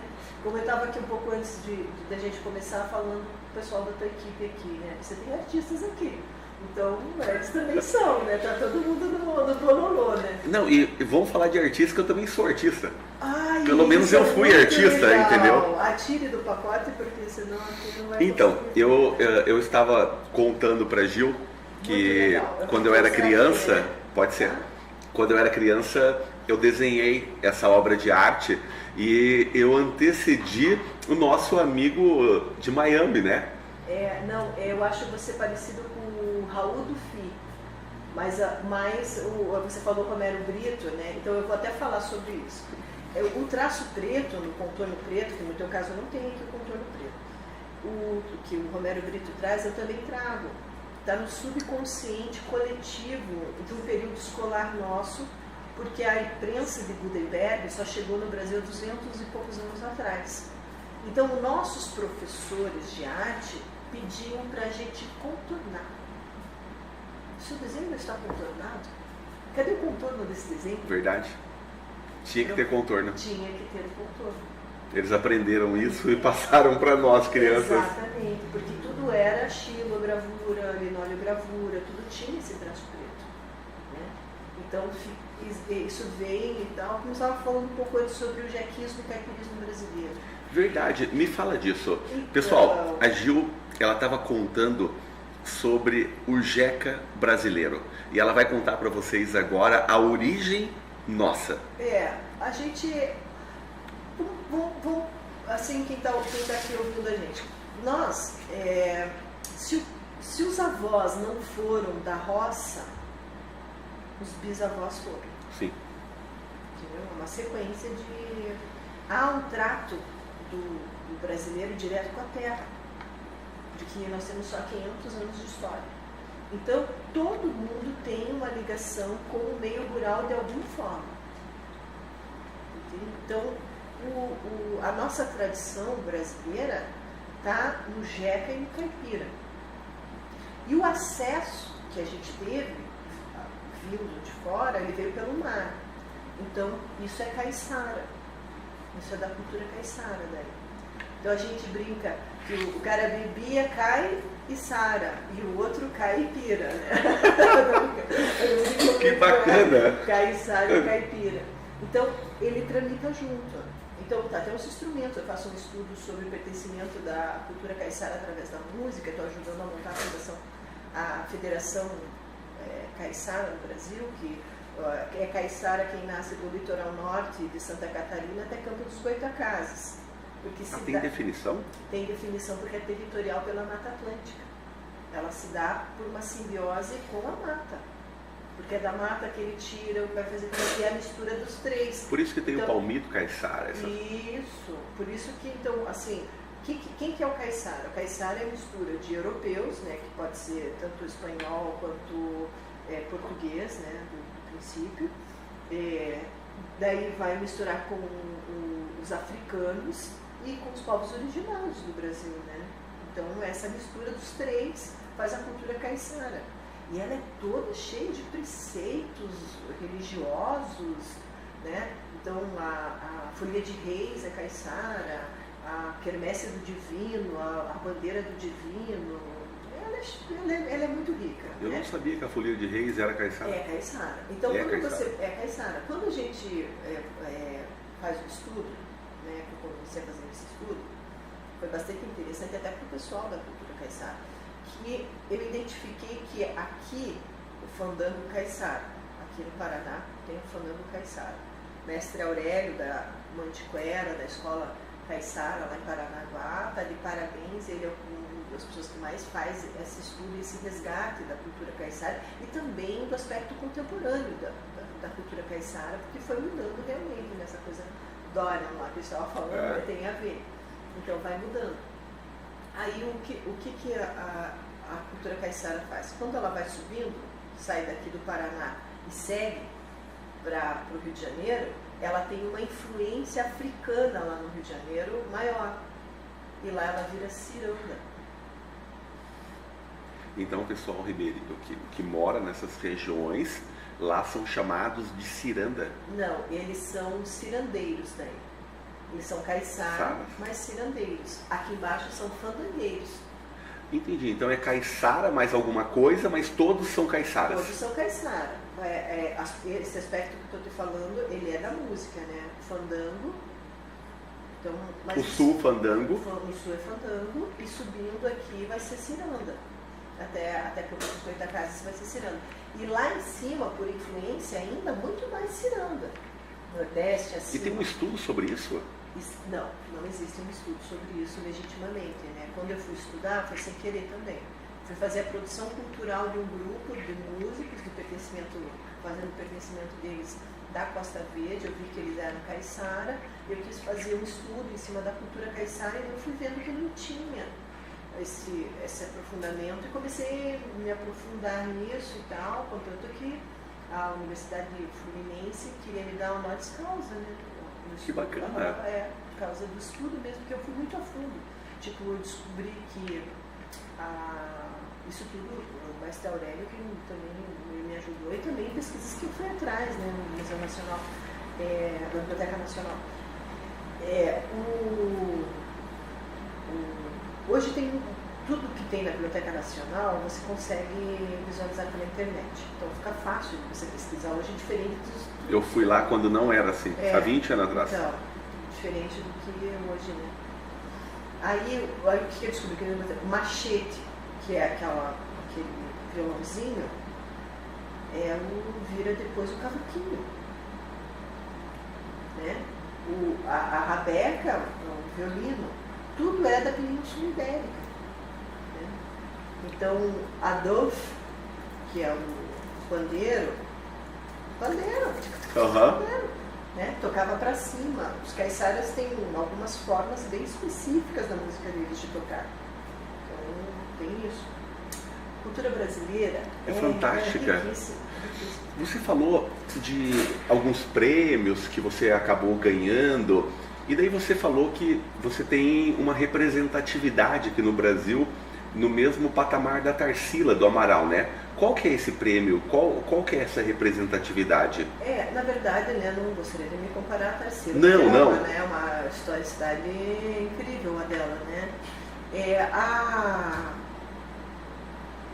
A Tarsi, né, e o Portinari receberam uma menção honrosa da Academia de Artes e Letras de Paris. Certo. E eu ganhei uma menção honrosa também. Ah, que bacana, da mesma academia. Da mesma academia. Daí quando eu chego no Brasil, a ACLA, que é a Academia de Artes e Letras de Campinas, me dá a mesma condecoração, porque eles têm uma afinidade, né? Porque essa academia, que foi a primeira Academia de Artes e Letras do Brasil, foi feita por Dom Pedro. Até quando lá em Campinas, quando você chega lá no Paternon, é mesmo? Estrutura linda, fica no alto, assim. Eu fui lá pessoalmente receber a Paris. E até me emocionei bastante. Eu usei o Patativa do Assaré, que é bem lindo. Eu vou fazer aqui pra gente agora. Ótimo. Que é bem lindo. Fique à vontade. É assim, ó. Eu quase nunca vou à festa. Não vejo televisão. Não gosto de usar vermelho. Não me banho com loção. Não sei falar em esperanto. Conversa afiada e não. Quando eu durmo, sonho. E quando acordo, como pão. São Judas, São Benedito, São Cosme, Cristinho meu. A paixão é roupa velha que o rato da dor roeu. Eu passo horas só passando, como ferro que só passa. Cachaça boa eu conheço, é pelo brilho da taça. O mundo anda sem guia, um making-off da desgraça. Uma estrada sem governo, é Ave Maria sem graça. O mal da naftalina é a vitória da traça. O carro que eu andava parou para trocar pneu. A existência é um carro na oficina de Deus. Ele não era letrado. Isso é o que mais impressiona a pessoa escrever umas coisas. Sensacional. A vida é o making-off da desgraça. Uma estrada sem governo é Ave Maria sem graça. O mal da naftalina é a vitória da traça. Que forte! É muito bom. É muito bom. E é uma simplicidade, né? Não, enxergar o mundo assim, de uma forma assim. Incrível. Então ele era assim espetacular. E aí, eu sem saber disso, declamo esse poema lá, não sabendo mesmo. Isso é que é cinegética da vida. Daqui a pouco o presidente da Atla vem e fala assim para mim, nós, publicamente, né, nós recebemos ele é nosso patrono. Meu Deus! Não creio. Até eu fiquei assim, falei, nossa, foi demais agora. Ele era o patrono da academia. Eles tinham, anos atrás, levado ele até Campinas, e ele esteve lá com eles todos, né? Porque todos eles são literários, né? Pessoal da... Então, quer dizer, você está num ambiente que tem pessoas sensíveis, a arte, é diferente, né? É uma energia. É uma energia. É outra diferente coisa. do que foi na Academia de Letras de Paris, né? Diferente.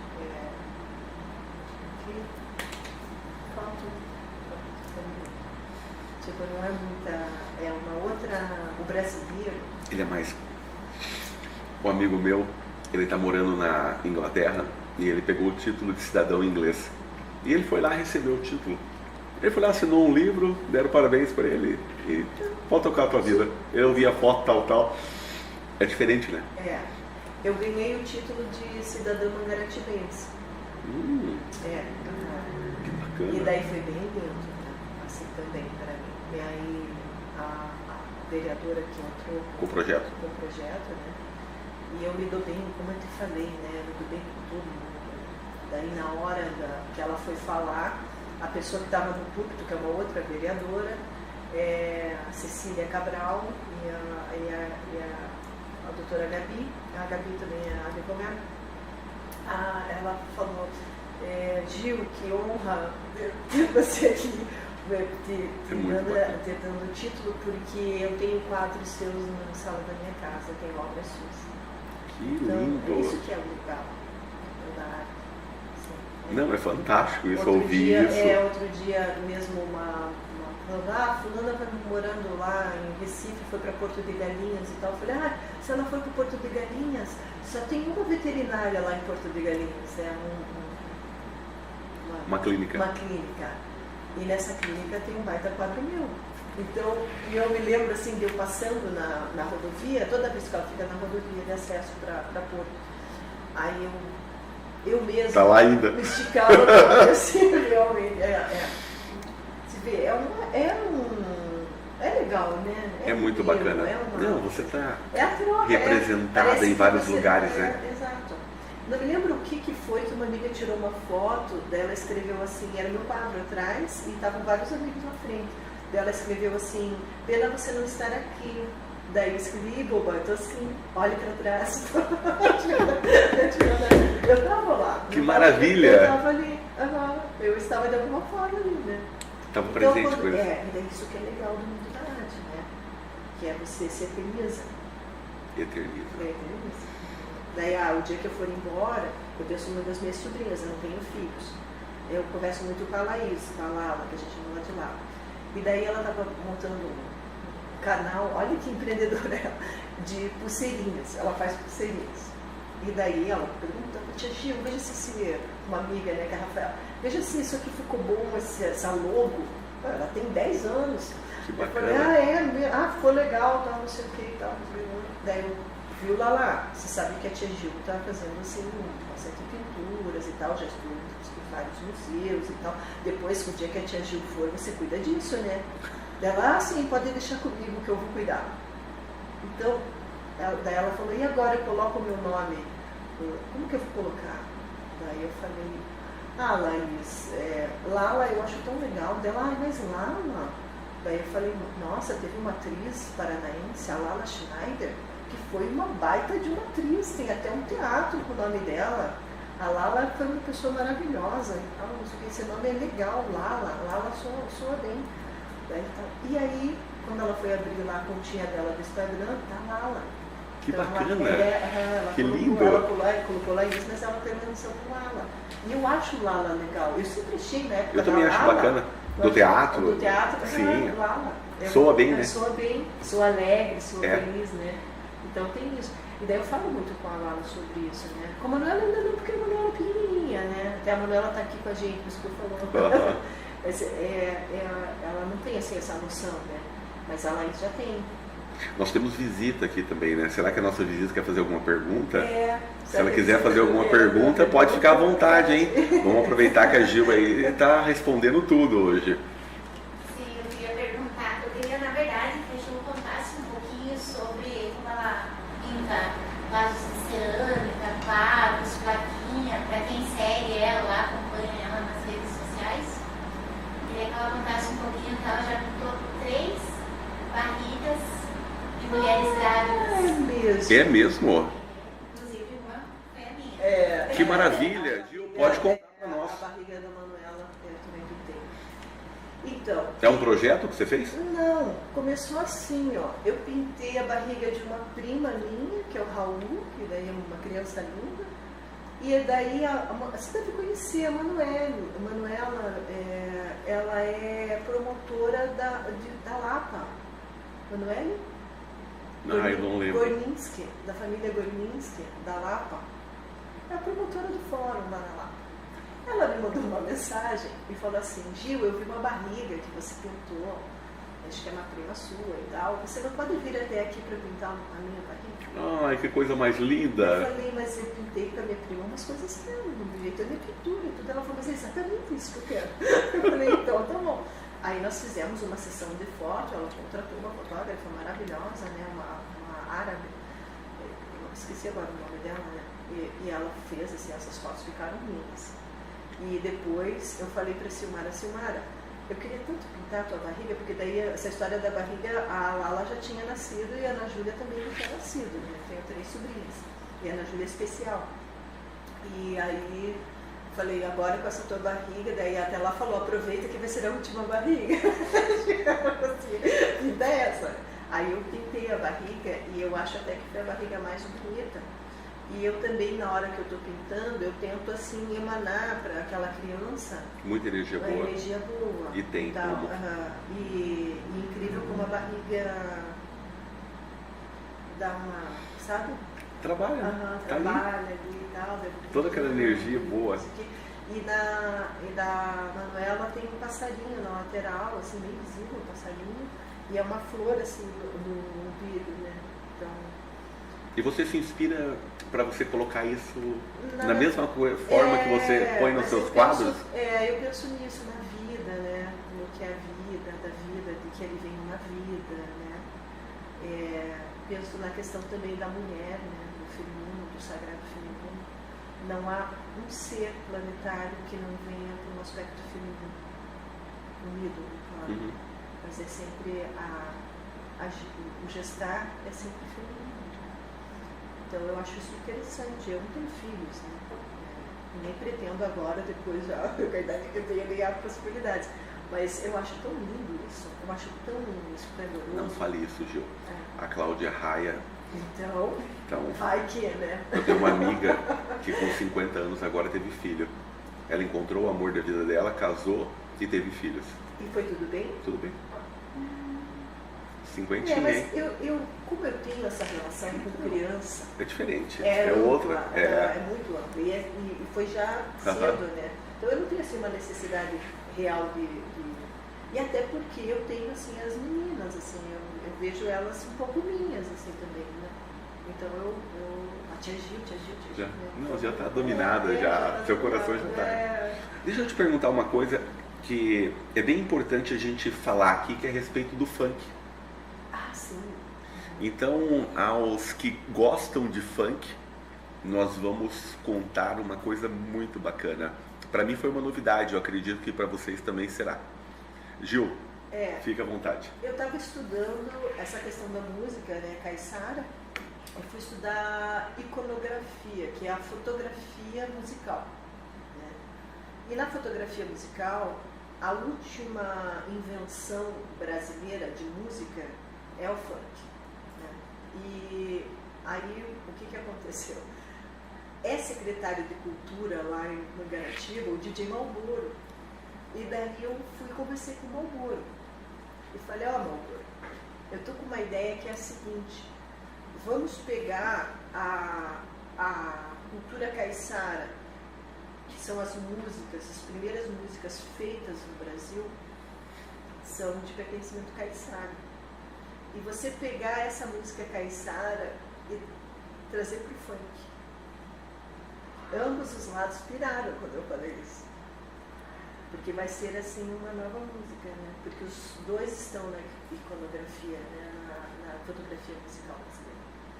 Então, nessa emblemática que é chamada iconografia, porque é um emblemático fotográfico que chama, né? Que é a filosofia da estética. Sim. Então, tanto a música caiçara, né? Daí eu falei com o mestre Aurélio, Aurélio, eu estou com uma ideia de falar com o Malboro para a gente, porque foi a última invenção musical brasileira, é o funk. E o Malboro me contando, né, que foi nos Estados Unidos e ele viu que não era aquela música, e ele começou a fazer uma que era bem brasileira, né? Portanto que ele mistura vários outros hits que são da cultura popular brasileira no funk, né? Por isso que deu certo. Daí agora, claro, né, o que ele falou, né, teve ali o Proibidão, que inventaram depois e tal, que até faz uma marginalização do funk, né? Mas o funk melody existe até hoje, né? Eles dançam lá realmente debaixo daquela acho que é a Cari, né? Não sei. Eles dançam debaixo de uma ponte. E uma coisa super gostosa, assim, É mesmo? E família, é uma coisa bem legal, assim, bem interessante. E depois eu estava vendo que umas coisas que eu fui ver, porque você vai vendo, né? Você vai pesquisando, você vai indo atrás, uma coisa leva a outra. E uma leva a outra, é uma loucura. E daí eu vi um depoimento de uma pessoa, e realmente o DJ Malboro é um cara milionário. E ele anda sem nada, tá boa. Ele com o carrinho dele, pra cá e pra lá e tal. E bem interessante a postura dele, a simplicidade, o jeito que ele... Próximo da população, e outra, você é político ainda, tá no meio, né? Não, ele é povão mesmo. E aí, entrei lá na social, um cara fez um vídeo, embarcou ele no vídeo, não sei como é que é, enfim, embarcou ele no vídeo. E daí o cara contando a história. Qual que é a história?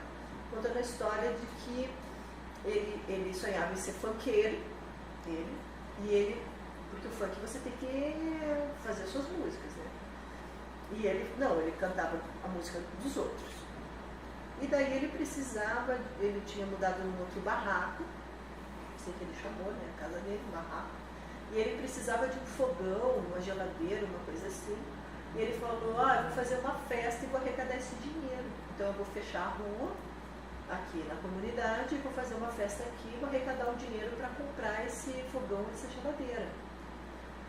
E daí ele teve uma ideia, vou chamar o DJ Malboro. Ele disse que era bem a ascensão do DJ Malboro. Aí ele vai e convida o DJ Malboro. E o DJ Malboro falou, eu vou.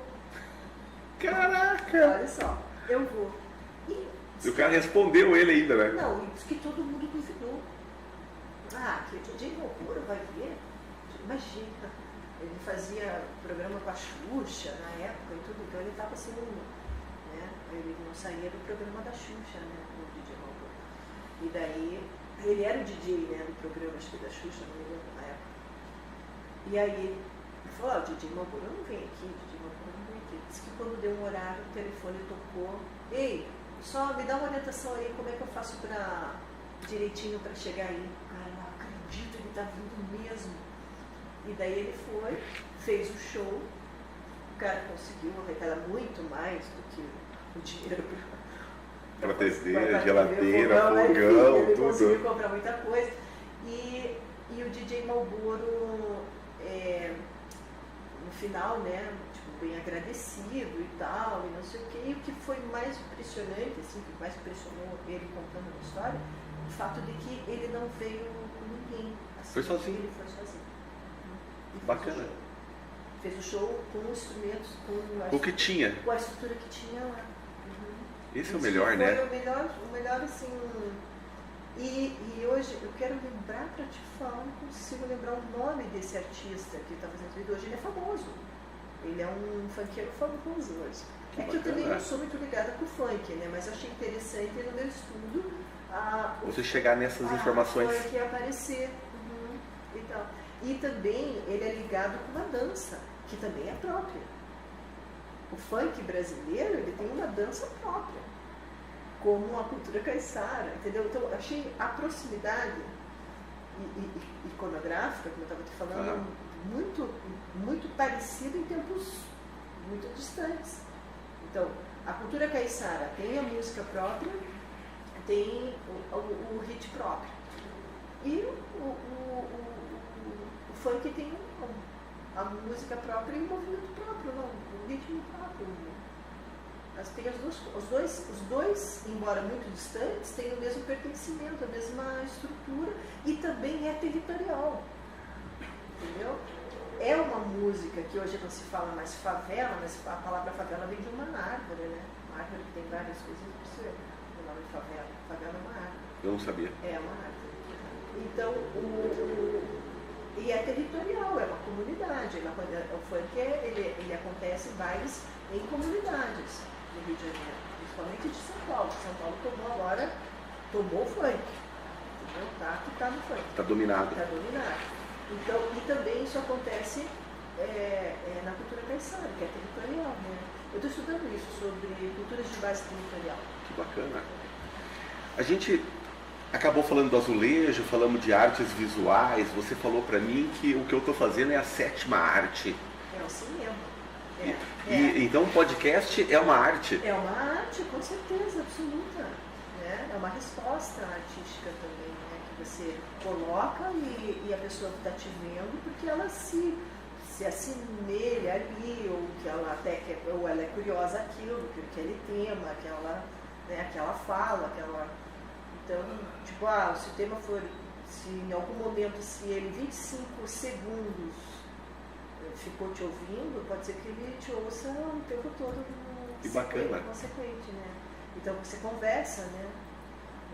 E o visual também, as pessoas querem o visual, elas necessitam do visual. Eu vejo, desse pouco tempo que eu entrei na rede social, como as pessoas gostam de consumir o dia a dia da gente. Então eu tenho o hábito de ir na academia, então eu posto que eu fui na academia. Então eu tenho várias pessoas que gostam, porque acaba incentivando eles.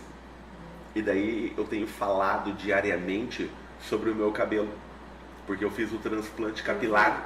Então eu criei o hábito de falar e até o meu 4º mês eu vou falar. Sim, e uma coisa que eu achei interessante nas suas falas, nas que eu acompanhei, de como você fala disso.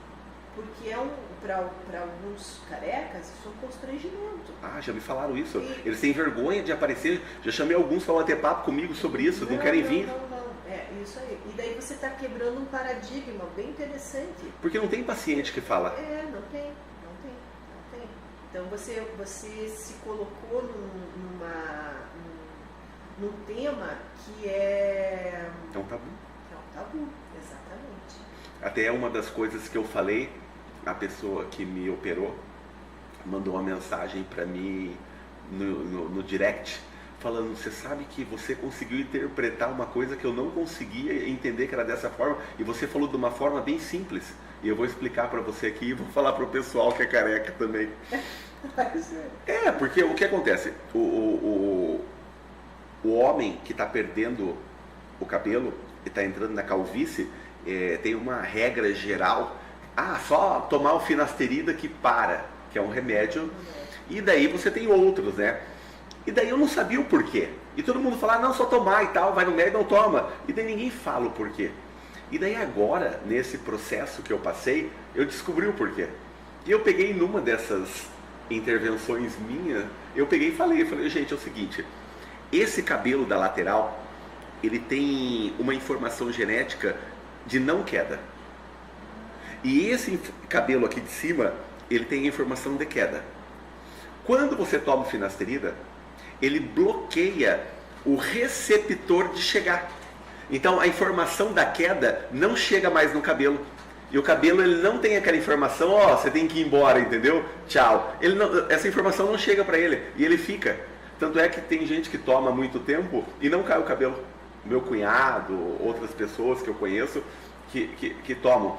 E daí agora, depois no pós-operatório, a gente toma o finasterida também, para nos que tem ainda não cair. E toma outros medicamentos também, que é para fortalecer os fios que tem ainda, para que voltem a ter vida. Então é muito interessante essa temática. E daí tem tudo, né? Esse dia eu encontrei um amigo meu que é careca, que usa peruca. E daí ele falou, não, doutor, é muito mais barato usar peruca do que fazer o transplante.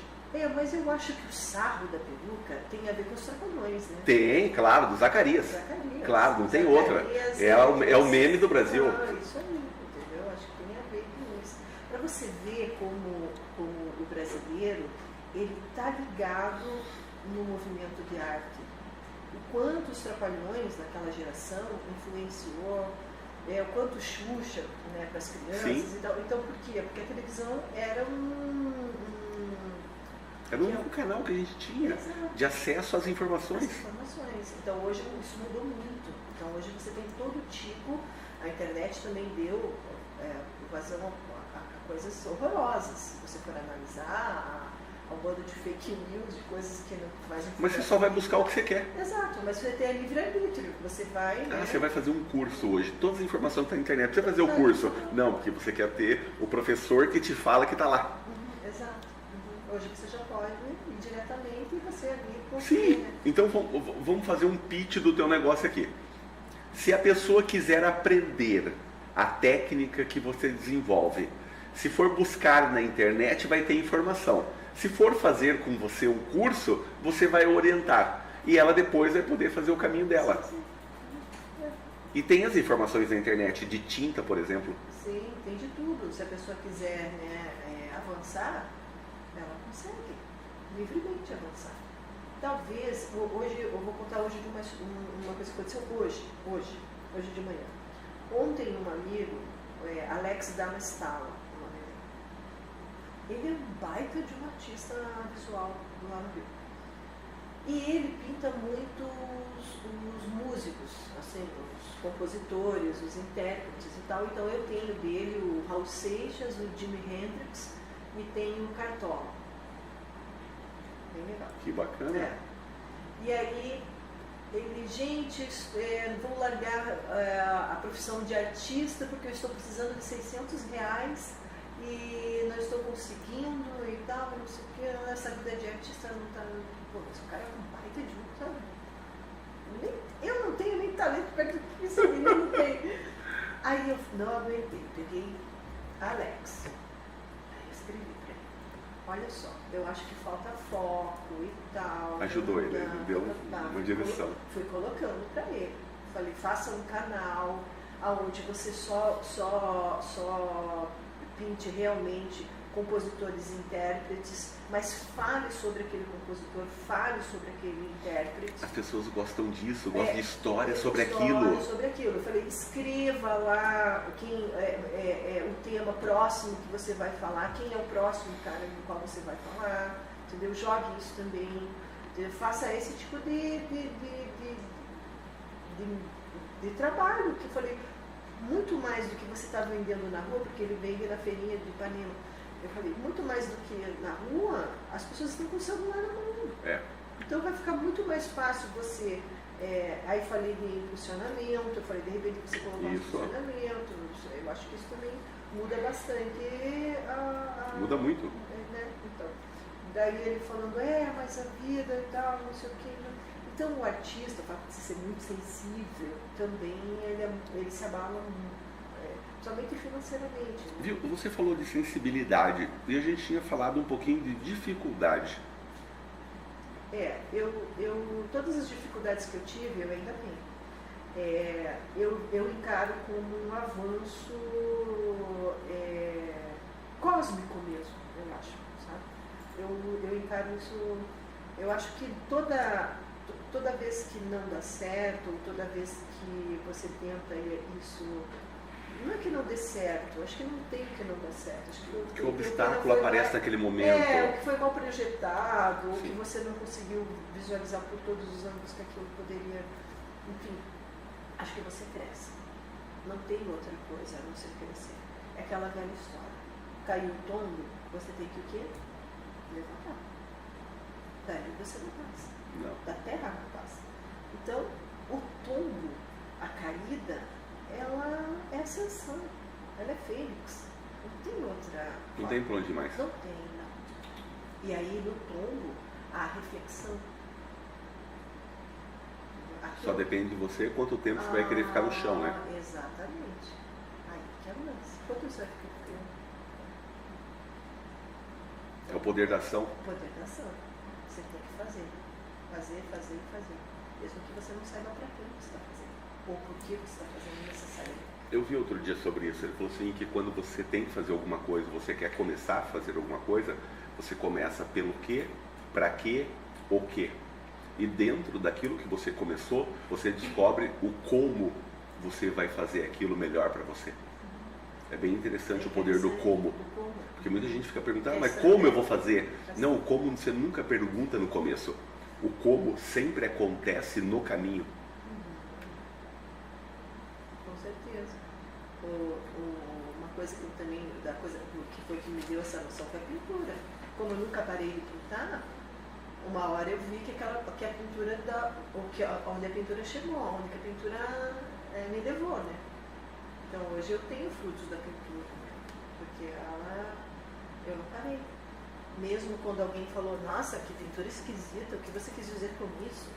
Eu não deixei de pintar, que eu acreditava principalmente.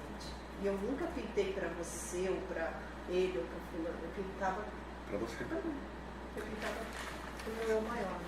Você sabe que a conversa tá fantástica, mas eu tenho uma coisa que eu pergunto para os meus convidados aqui. Que ele deixe uma mensagem para nós, tipo um minuto de sabedoria, ou uma grande verdade, ou várias verdades, que nem o Lewis Howes fala, quais são as suas 3 grandes verdades, mas o nosso aqui é a sabedoria. O que você poderia passar de experiência, de sabedoria, para deixar, vamos dizer, vamos eternizar isso para o próximo? Tem um ditado, assim, no Rio de Janeiro, que vale 100 horas. Eu já observei isso, que são senhoras que falam isso. Elas falam assim, o pouco com Deus é muito e o muito sem Deus é nada. Forte. Forte. Entendeu? O pouco com Deus é muito. É muito. O muito sem Deus é nada. Seja esse Deus, essa sua noção de Deus, seja ela qual for. Entendeu? Porque há vários aspectos de noção de Deus para as pessoas. Né? Então, e eu acredito no Deus dentro de você, dentro de mim, há um ser maior ali, uma coisa maior. Todas as pessoas eu vejo isso. Entendeu? E isso é somado pela tua vivência planetária. E que as pessoas tivessem mais noção de que a gente só passa aqui 80 anos. Não existe mais que isso. E o que você faz com isso? E volta para algum lugar que você veio. Tem essa frase, né? Que é, eu não estou indo embora, eu estou retornando à minha raiz, né? Alguma coisa assim, é do Manuel Bandeira, que ele fala sobre isso, né? Que você retorna, você se reencontra, né? De onde você veio. O que faz a vida é a incógnita da morte. Você só vive porque você não sabe o que é, de fato, a morte. E não para para pensar também nela. E não para para pensar nela. Você vai vivendo. Mas qual que é a dádiva? É a morte. É ser o teu descanso. Né? Venceu a vida. Venceu a vida, exato. Sensacional. Então você permanecer aqui, no pouco tempo que você permanece aqui, fazer com que esse momento que a gente está aqui, que ele seja sublime mesmo. Né? Então a gente tem aqui um monte de pessoas que possam estar passando por dificuldades, a gente teve pandemia, a gente teve um monte de coisa que aconteceu que poderia fazer uma elevação espiritual e cósmica das pessoas, mas as pessoas ficaram com tanto medo de morrer que quando passou a pandemia, ai meu Deus, agora eu tenho que viver desenfreadamente, entendeu? Eu tenho que viver desenfreadamente, né? Eu acho que a gente deve viver com mais qualidade, não com tanto Isso. Né? Mas com uma maior qualidade. Então, quando você fala o pouco com Deus é muito e o muito sem Deus é nada, é você saber dividir com o teu próximo, mesmo que seja um conselho, é você saber ser agradável ao outro, viver em harmonia. E essa harmonia não se estende na harmonia, mas se chama de harmonia diária. Então, a gente tem que fazer uma prática de harmonia diária. Né? E essa coisa que hoje chamam de pessoas ácidas, né? Tem gente ácida mesmo, né? Então, às vezes você chega, oi, tudo bem, né? As pessoas podem perguntar, bom dia, né? Ou bom dia, né? Bom dia por quê, né? Tipo, é isso, é a harmonia diária das coisas, né? Outro dia eu vi que a minha mãe estava muito legal, daí eu fui e fiz uma cosquinha, né? Eu falei... Quebrou o gelo. Eu falei, fica cri-cri, tá muito cri-cri, né? E tal, dela, parece que legal, começou a rir. Quer dizer, tem que... É a vida. É a vida. Eu fazia isso com a minha mãe. Isso, tem que ser ela não gostava, né, da cosquinha, mas eu pegava ela no colo. Então, às vezes eu chegava assim, vem cá, minha querida, e vem cá, e pegava ela, a mulher mais linda, né, e no colo. Ela, desce, Ricardo, desce, eu vou cair. Eu falei, não vai, mãe, pode deixar, que eu seguro, sou forte. Mas você, Ricardo, assim, não é porque eu tô aqui, né, então na tua frente, eu sempre tive seu cara, assim, alto astral. Assim, você foi uma pessoa que, o ambiente onde você chegou, você conseguiu fazer a harmonia, a tua harmonia. Você tinha que ver o teu selo no Tzolk'in, que é o selo da filosofia maia. É mesmo? Que é o nosso calendário do hemisfério sul. Existe a mesma coisa que é um signo pro zodíaco. No zodíaco, lá para o calendário gregoriano, existe um selo e que vai dizer sobre, só que de um outro aspecto, totalmente outro aspecto, que é um aspecto matemático mesmo, da filosofia maia, que é uma matemática de regência planetária quando a pessoa nasce. E daí algumas coisas que são os arquétipos que você desempenha na tua vida planetária. Eles fizeram um estudo sobre isso dele, 3.000 anos. Você sabe que você está me chamando a atenção porque eu vi esses dias uma mentoria sobre arquétipos e eu até fiquei com vontade de participar dela. E o meu arquétipo é o artista. Ah, você conseguiu identificar no seu? O meu é lindo, né? Desculpe eu... Não, por favor. Desculpe, né? Eu sou estrela magnética amarela, o artista. Que maravilha! Interessante, né? Muito interessante. Eu descobri isso, eu já tinha 32 anos. Eu já era artista. Quando eu descobri o calendário, o sincronário da paz, o calendário do hemisfério sul. E onde que eu descubro ele? Vamos partilhar isso para as pessoas também aqui agora. Você coloca lá Tzolk'in. Tzolk'in? Tzolk'in. Kim? Os Kins. Que são... Como que eu escrevo isso? Tezou, de tesoura, por exemplo, Tezou. T-Z-O-L. Então não. Q-I-N. Tezou. Tá, Tzolk'in. T-Z-O-U-Q-U-I-N. Isso aí. Tá, boa. Q-I-N. Q-I-N, de Kim. Tzolk'in. Vou entrar. Tá? Ou se você colocar lá Sincronário da Paz, Calculadora Kim, também vai calcular. Você coloca a tua idade gregoriana, né, do calendário gregoriano, que não é nosso pertencimento, e como que funciona esse calendário. Esse calendário ele acredita na regência da Lua, especificamente da Lua, né? E que tem certo sentido. As plantações têm lua para ser plantado, as crianças têm lua para nascer, as marés são regidas pela lua, né? Você sabe que tem uma cliente minha aqui, do escritório, ela é da área rural, e há anos eu converso com ela sobre a chuva, a geada, os temporais e as plantações. E desde esses 10 anos ou 15 que eu conheço ela, ela faz anotações no final do ano do que vai acontecer no próximo ano no tempo aqui na cidade dela. Então, por exemplo, do dia 26 de dezembro ao dia 4 ou 5 de janeiro, que é o dia de Reis, 6. Então, do dia 26 ao dia 6, todos os dias, de manhã, na hora do almoço e à tarde, ela anota, ela olha para o céu, ela vê como que está a posição das nuvens, ou se está limpo o céu, se está chovendo ou não, e ela anota primeiro mês de janeiro, 26, 27, segundo mês, fevereiro, 28, terceiro mês, e o que vai acontecer. E todo ano eu converso com ela, e aí, vai ter geada? Esse ano não, doutor, esse ano não vai ter geada. E eu converso, não, vai ter granizo tal período, e a gente vai lá conferir, dá, Gil. Que legal. Muito bacana. Eu falei, tinha que levar você para televisão, o pessoal fazer. Eu falei com alguns colegas, ninguém. Qualquer dia, agora você me despertou. Eu vou chamar ela aqui para a gente fazer. É um tema muito legal. Não, claro que é. Por agricultura. Imagine, tudo a ver. Ah, eles prevê 15 dias, né? Ela não, ela prevê o ano inteiro. Na verdade, é um prestar atenção. É. E ela aprendeu com o pai, que aprendeu com o avô. E não vai passar de geração, porque ela não tem filho. Então vai morrer na geração dela. Porque nenhum dos irmãos dela tem filho. Então, não vamos deixar morrer. Até traz ela aqui. Sim, tanto é que ela tem os cadernos anotados. Eu falei para ela, vamos passar para lá, para essas informações, né?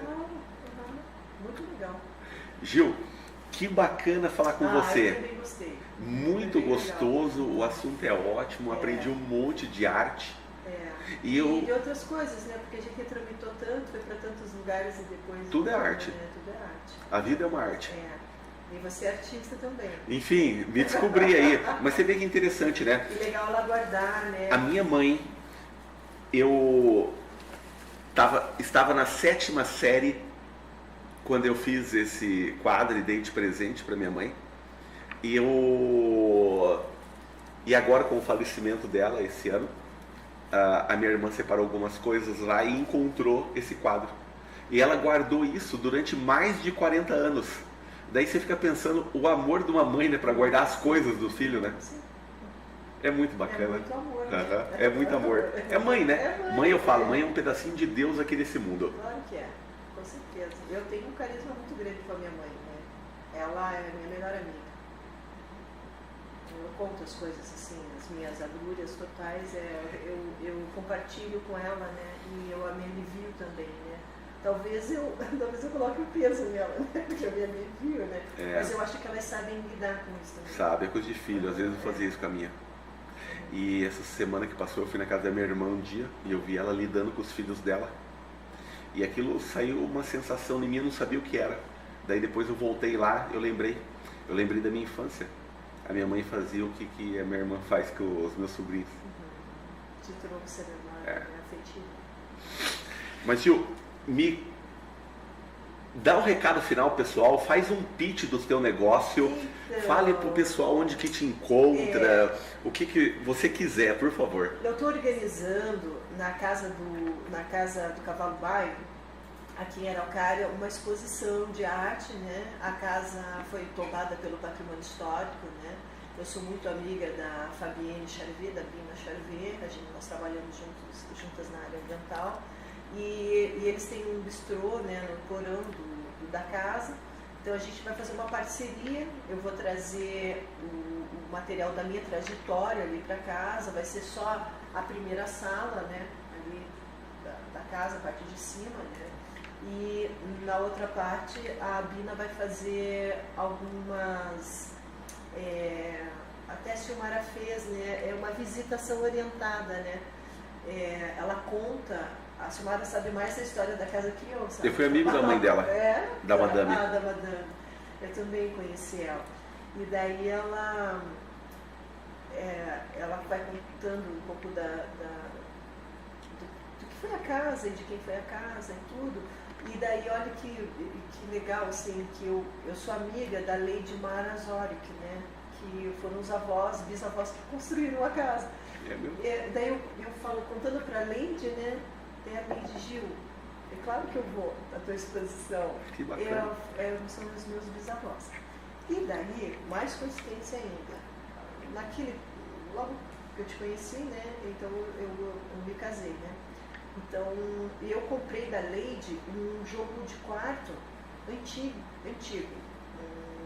tipo estilo Art Nouveau, que eu gosto de coisas antigas, né?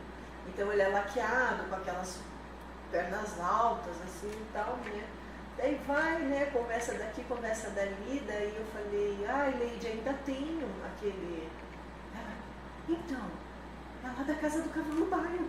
Não creio, Gil. Agora eu vou levar as peças na exposição. Que bacana. Para colocar lá, né, para fazer parte do cenário. Que história bacana. Né? Que coincidência. Coincidência, né? Tudo energia, né? Eu nunca imaginei que fosse fazer uma exposição na casa do Cavalo Baio. E eu sempre faço no museu aqui de Araucária, né? Tem anos que eu não faço, mas sempre o pessoal do museu me chama, né? E eu não faço porque é uma logística também, trazer todos os quadros do Rio de Janeiro e tal, né? Acaba que eu não faço. Eu fazia isso antes, mas me dava bastante trabalho. Aí eu não fiz mais. Mas aí com a Bina, são os que eu já tenho aqui na minha mãe guardados e tal, e vou fazer essa que eu fiz com o grupo Ecovente também, eu tenho, que é o projeto Papel Paraná, daí nós vamos colocar ali também, né? Vou colocar um pouco de toda a trajetória e alguns novos que eu fiz que não foram ainda para museus, para eu poder ter o que vender. Entendi. Antes da gente finalizar, eu lembrei de uma informação que eu esqueci de te perguntar. Me conta do teu episódio em Mônaco, na Europa, quando você foi lá e você encontrou o príncipe, você imaginava que ia encontrar? Na cidade de Valores, eu fui para o sul da França, e daí fui convidada para um jantar, e no jantar eles falaram, vai estar no jantar o príncipe e a princesa de Mônaco. Eu falei, nossa, príncipe e a princesa de Mônaco, né? Que privilégio, né? E eu, na minha cabeça, esperava, não sei, né? Não sei se é por causa daquela Caroline de Mônaco, que a gente tinha uma noção de princesa, né? E daí, esperando isso, né? De repente, chegou um casal de velhinhos, né? O príncipe e a princesa. Era um senhor e uma senhora, assim, muito simpáticos e muito simples, assim, eles. Mas, assim, de uma conversa muito... requintada? De muita sabedoria, né? E a comida que eu achei interessante, que foi servida, foi feita pela esposa do Fernando, que era o fotógrafo do Picasso. E ela fez o farci, que era o farsante, né? A comida.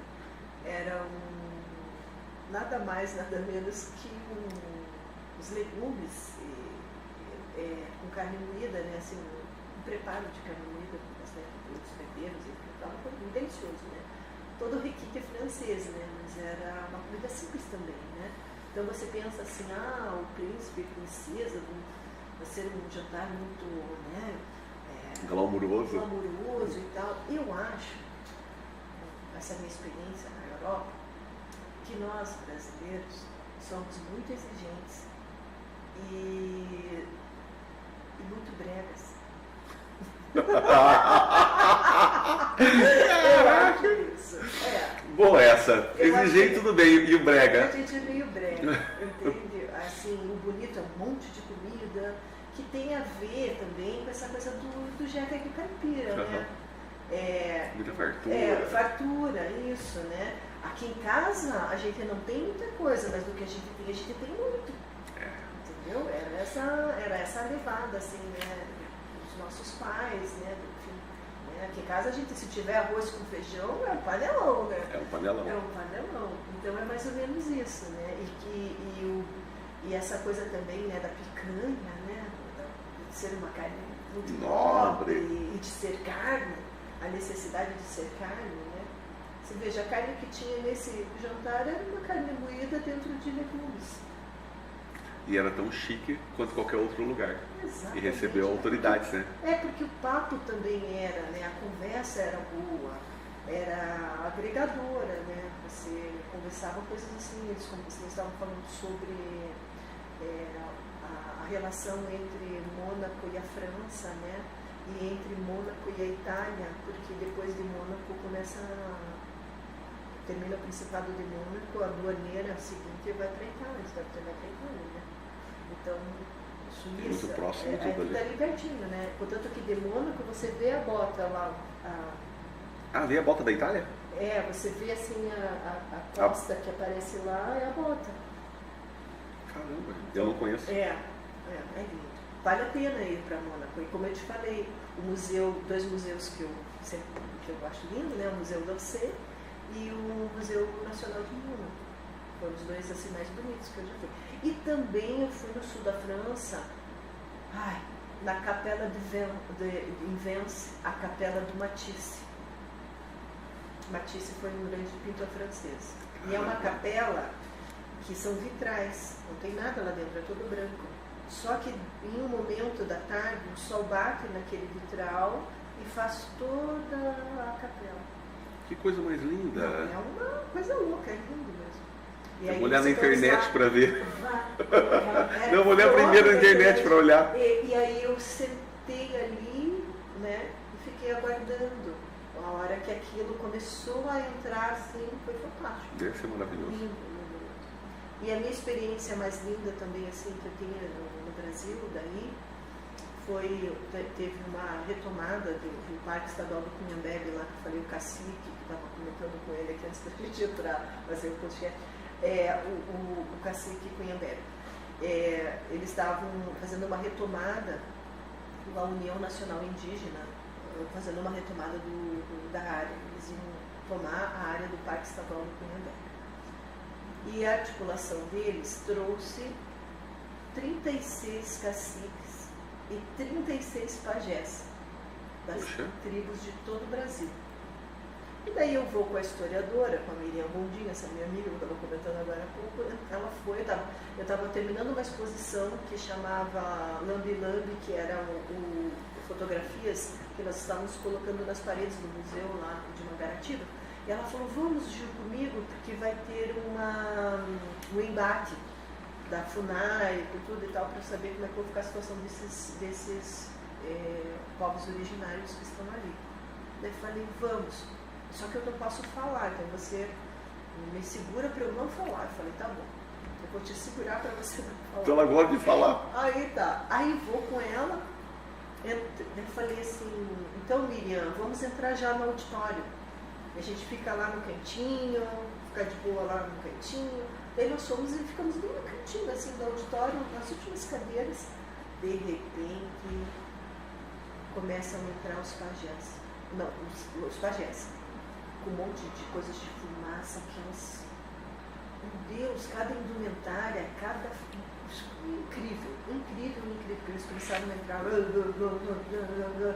cantando e tal, e aquela fumaça e aquilo foi, eles deram uma volta naquele auditório e tal. Quando termina tudo isso que a gente já estava assim, eu falei, gente, que coisa mais linda, porque eram várias etnias brasileiras. Nem que eu vivesse a vida inteira eu conseguiria ir em todas aquelas tribos, né? Estava tudo junto ali? Todos juntos ali. De repente, eles param com aquela, se faz o silêncio, entra os caciques, aí muito mais bonitos, as indumentárias, com aqueles cocares enormes, aquelas roupas lindos, com os mantos, assim, todos de penas, e uma coisa mais linda do mundo. E aí eles entram e passam, vão até o final, assim, passam do nosso lado, assim, passam aqui, né, na frente, assim, e vão lá e tudo. Daí quando eles se posicionam, começam novamente a cantar. E aí começou a me dar uma sensação, assim, de quase sair do corpo. Poxa, imagina a energia que eles colocaram naquele ambiente, porque eles se prepararam para entrar. Para entrar ali. E daí eles tinham totens enormes, assim, que eles batiam no chão e tal. E aí entra as energias da vibração, né? Da vibração. E deixa o ambiente naquela situação. E eles estavam pintados com genipapo, assim, todos eles pintados com genipapo, que é uma forma de proteção, né? Que eles chamam de guerra. Mas não é uma guerra, né, efetivamente, né? É uma proteção. Espiritual. Então foi também assim, e foi lá em Mangaratiba. Então eu tenho com a cidade de Mangaratiba um afeto muito grande, assim, uma história, troca, né? Contanto que essa semana eu falei que os meus amigos que eu estaria chegando hoje, né, lá em Mangaratiba. Nossa, todo mundo essa semana me mandando mensagem, você já chegou, você já chegou, você já chegou, você já chegou, você já chegou. Que calor. Aqui nós temos. Aí eu falei, não, agora é segunda-feira. Poxa, vai vir nunca. Não sei o que. Então,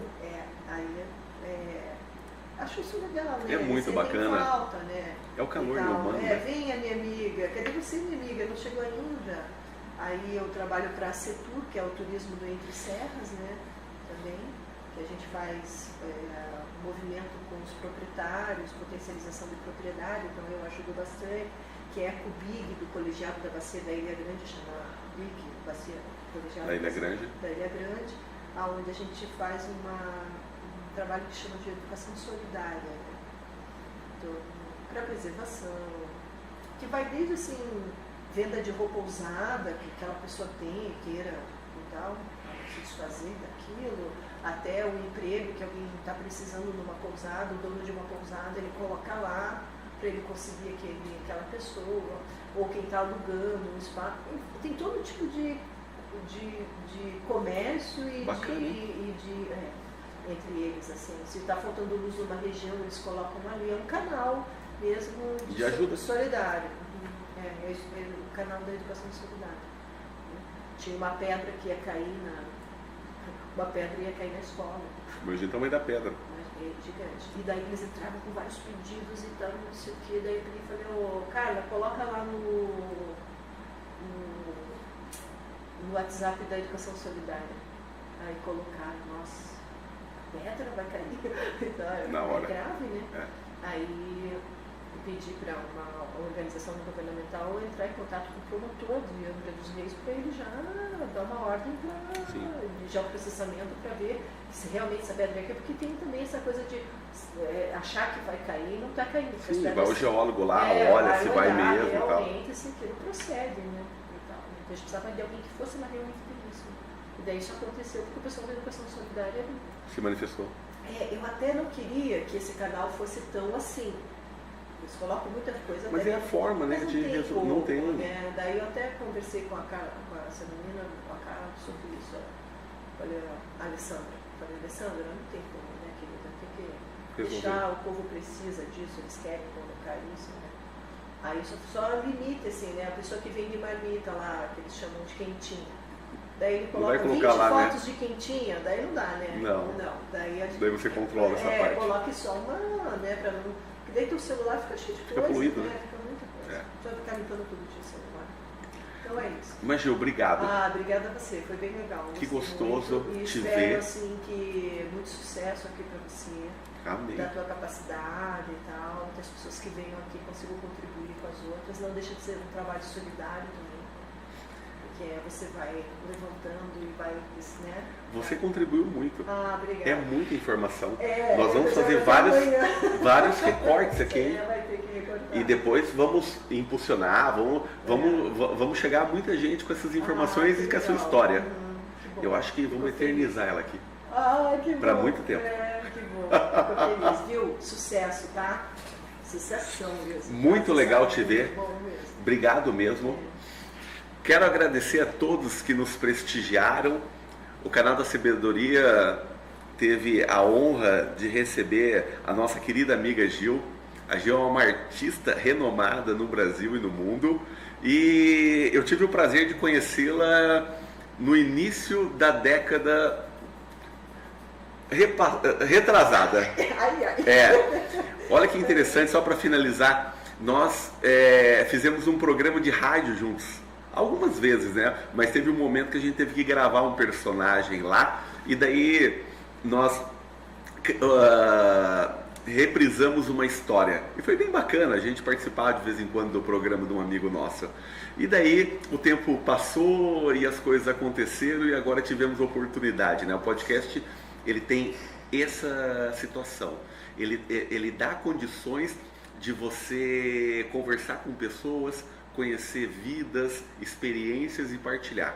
Muito obrigado a todos, um grande abraço e fiquem com Deus.